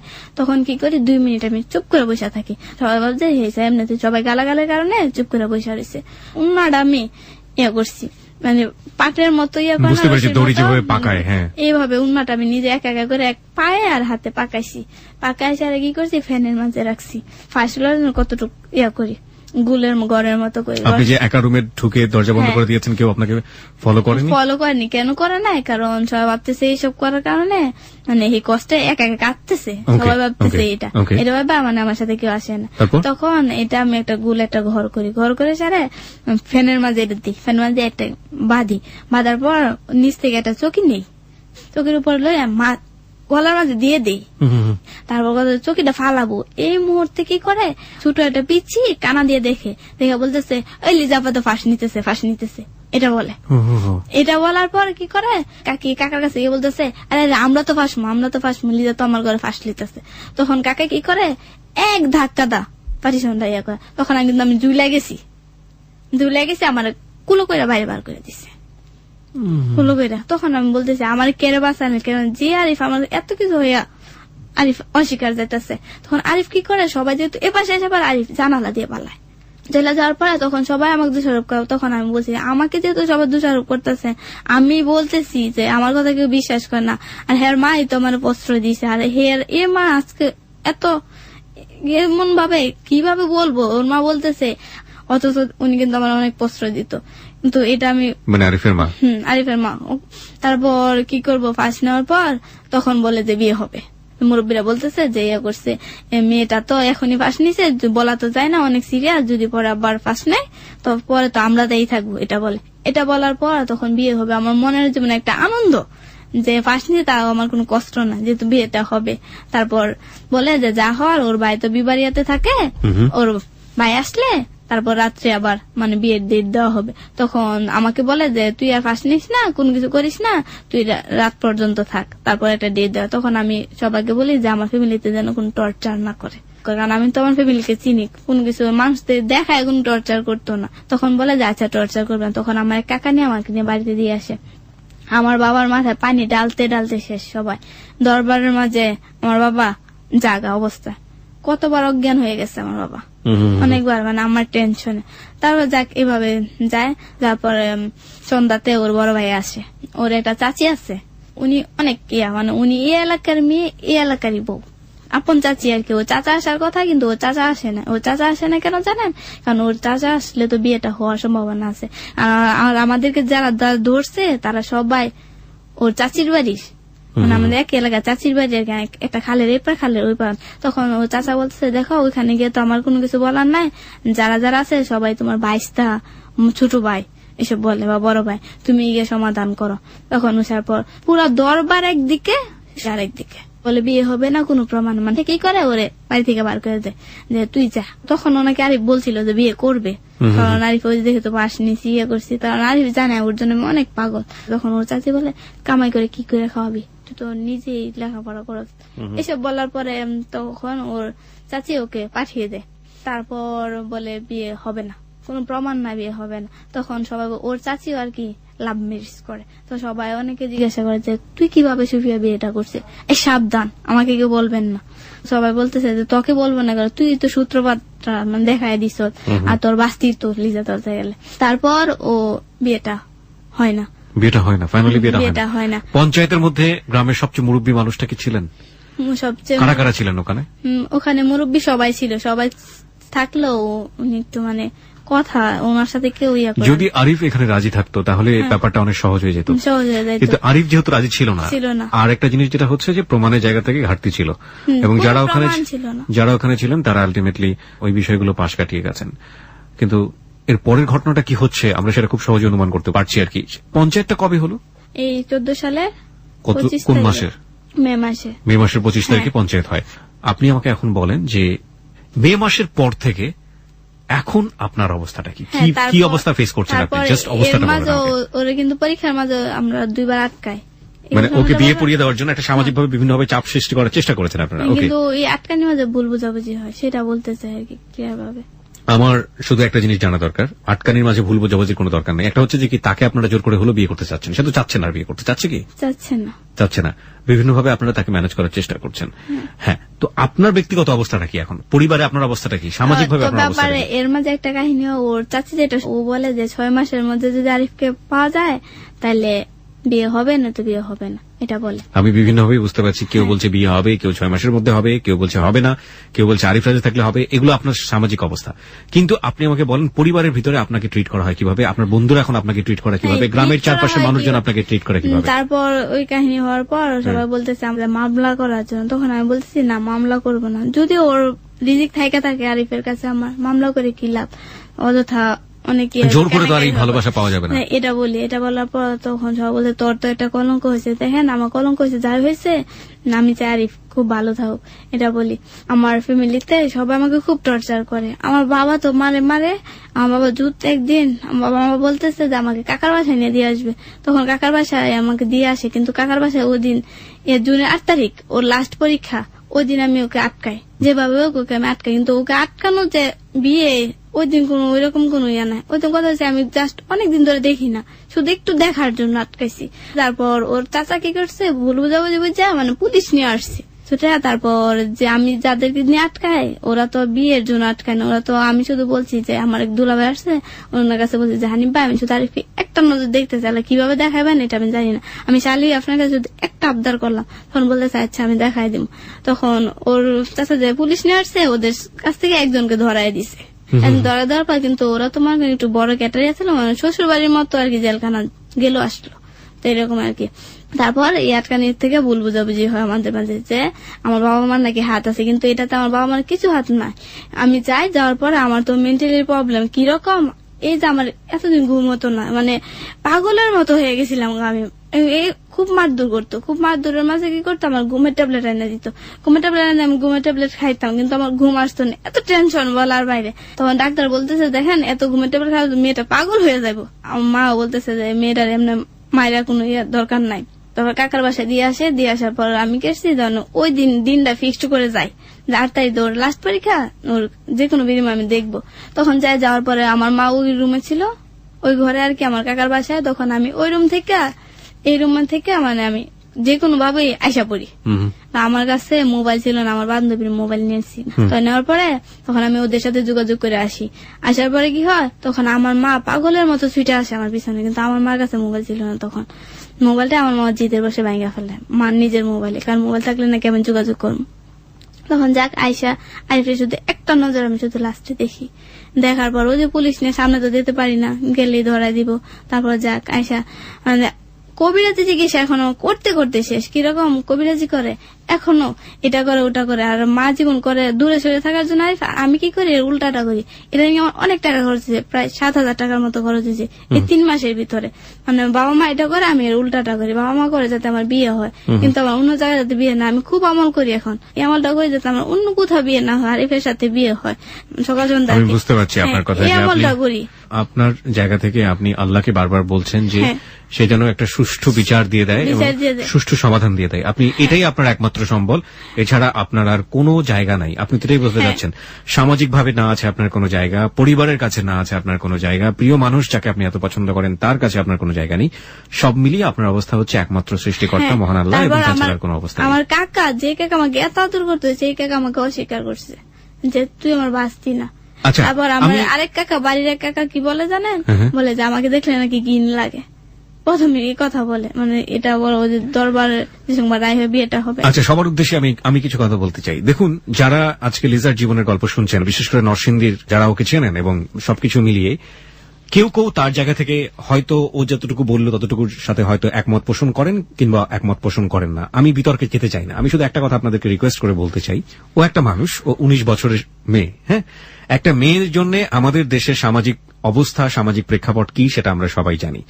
আমরা যতই নারী অধিকারের কথা বলি না কেন, যতই আমরা বলি না কেন নারীর অধিকার বাস্তবায়ন হচ্ছে, সবকিছুই হয়তোবা হচ্ছে একটা প্রসেসের মধ্যে রয়েছে, যে আগের দিনের তুলনায় মেয়েরা এখন ঘর থেকে বের হতে পারে, মেয়েদের সামাজিক অবস্থার অনেক উন্নতি হয়েছে, সেটা সবই সত্য। কিন্তু মেয়েদের ততটা উন্নতি হয়নি যতটা উন্নতি হলে একটা মেয়ে সামাজিক অধিকার খুব সহজেই বাস্তবায়ন করতে পারে, পারিবারিক অধিকার খুব সহজেই বাস্তবায়ন করতে পারে। এটা একটা সমাজের প্রান্তিক পর্যায়ে একটা মেয়ের জন্য যেমন সত্য, একেবারে সমাজের উঁচু পর্যায়ের মেয়ের জন্য অনেকখানি সত্য।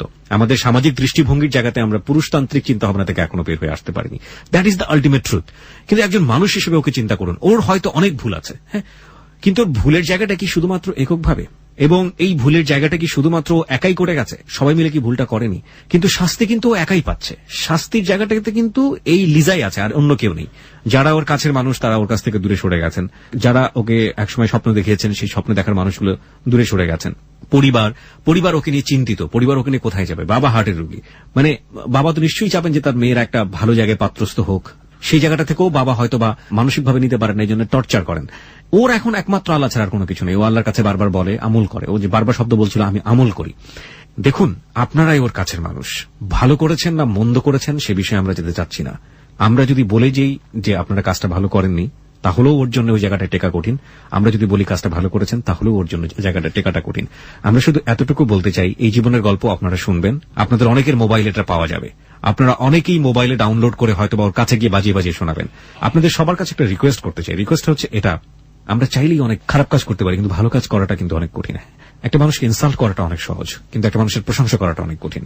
আর এই কঠিন কাজগুলো যারা পারেন তারা কিন্তু আসল মানুষ। হ্যাঁ, এই মানুষটার পাশে এসে দাঁড়ানো আপনাদের সবার জন্য প্রয়োজন। কিছু যদি করতে না পারেন তাহলে প্লিজ খারাপ ব্যবহার করবেন না, ঠিক আছে? কারণ ও ওর 19 বছরের জীবনে যতটা বাস্তবতার মুখোমুখি হয়েছে সেটা খুবই নিদারুণ এবং খুবই নির্মম। যারা এইরকম বাস্তবতার মুখোমুখি হয়েছেন তাদের প্রতি আমাদের হাত বাড়িয়ে দেওয়া উচিত, বন্ধুত্বের হাত। ওকে একটা মেয়ে হিসেবে ট্রিট না করে ওকে একটা মানুষ হিসেবে ট্রিট করা উচিত। এবং একই সাথে যারা আজকের এই জীবনের গল্পটা শুনলে, বিশেষ করে অনেক 19 বছরের লিজা আছো যারা, তারাও একটু সতর্ক হয়ে যাওয়ার যে এরকম পরিণতি হলে তোমরা কিভাবে এটাকে সামাল দেবে। কারণ আজকে একটা লিজা কিন্তু আমাদের সমাজে না, এরকম অনেক লিজাই আছে। আমরা দেখেছি হ্যালো 8920 তে এসে তাদের নিদারুণ অবস্থার কথা তারা এখানে অকপটে স্বীকার করে গেছেন। আপনি কি একটু আমাকে বলবেন, আজকে আপনি যে জায়গাটায় দাঁড়িয়ে আছেন সেই জায়গাটাতে আপনি কোন কারণে, যদি আপনার জীবনটাকে আমি নতুন করে রিস্টার্ট করার সুযোগ দিতাম, ধরেন আপনি নতুন করে আমার জীবনটাকে সাজাবেন, তাহলে আপনার এই বর্তমান জীবনে কোন বিষয়টা আপনি রাখতেন না, যে বিষয়টা না রাখলে আপনার জীবনটা আজকে এই জায়গাটায় এরকম ভাবে দাঁড়াতো না? তার মানে আমি শুধু কারণটা জানতে চাচ্ছি যে আপনার এই পরিস্থিতির জন্য কোন কারণটা মূলত দায়ী? মূলত দায়ী আমি তোমার ফ্যামিলিকে দায়ী করি। কেন দায়ী করেন?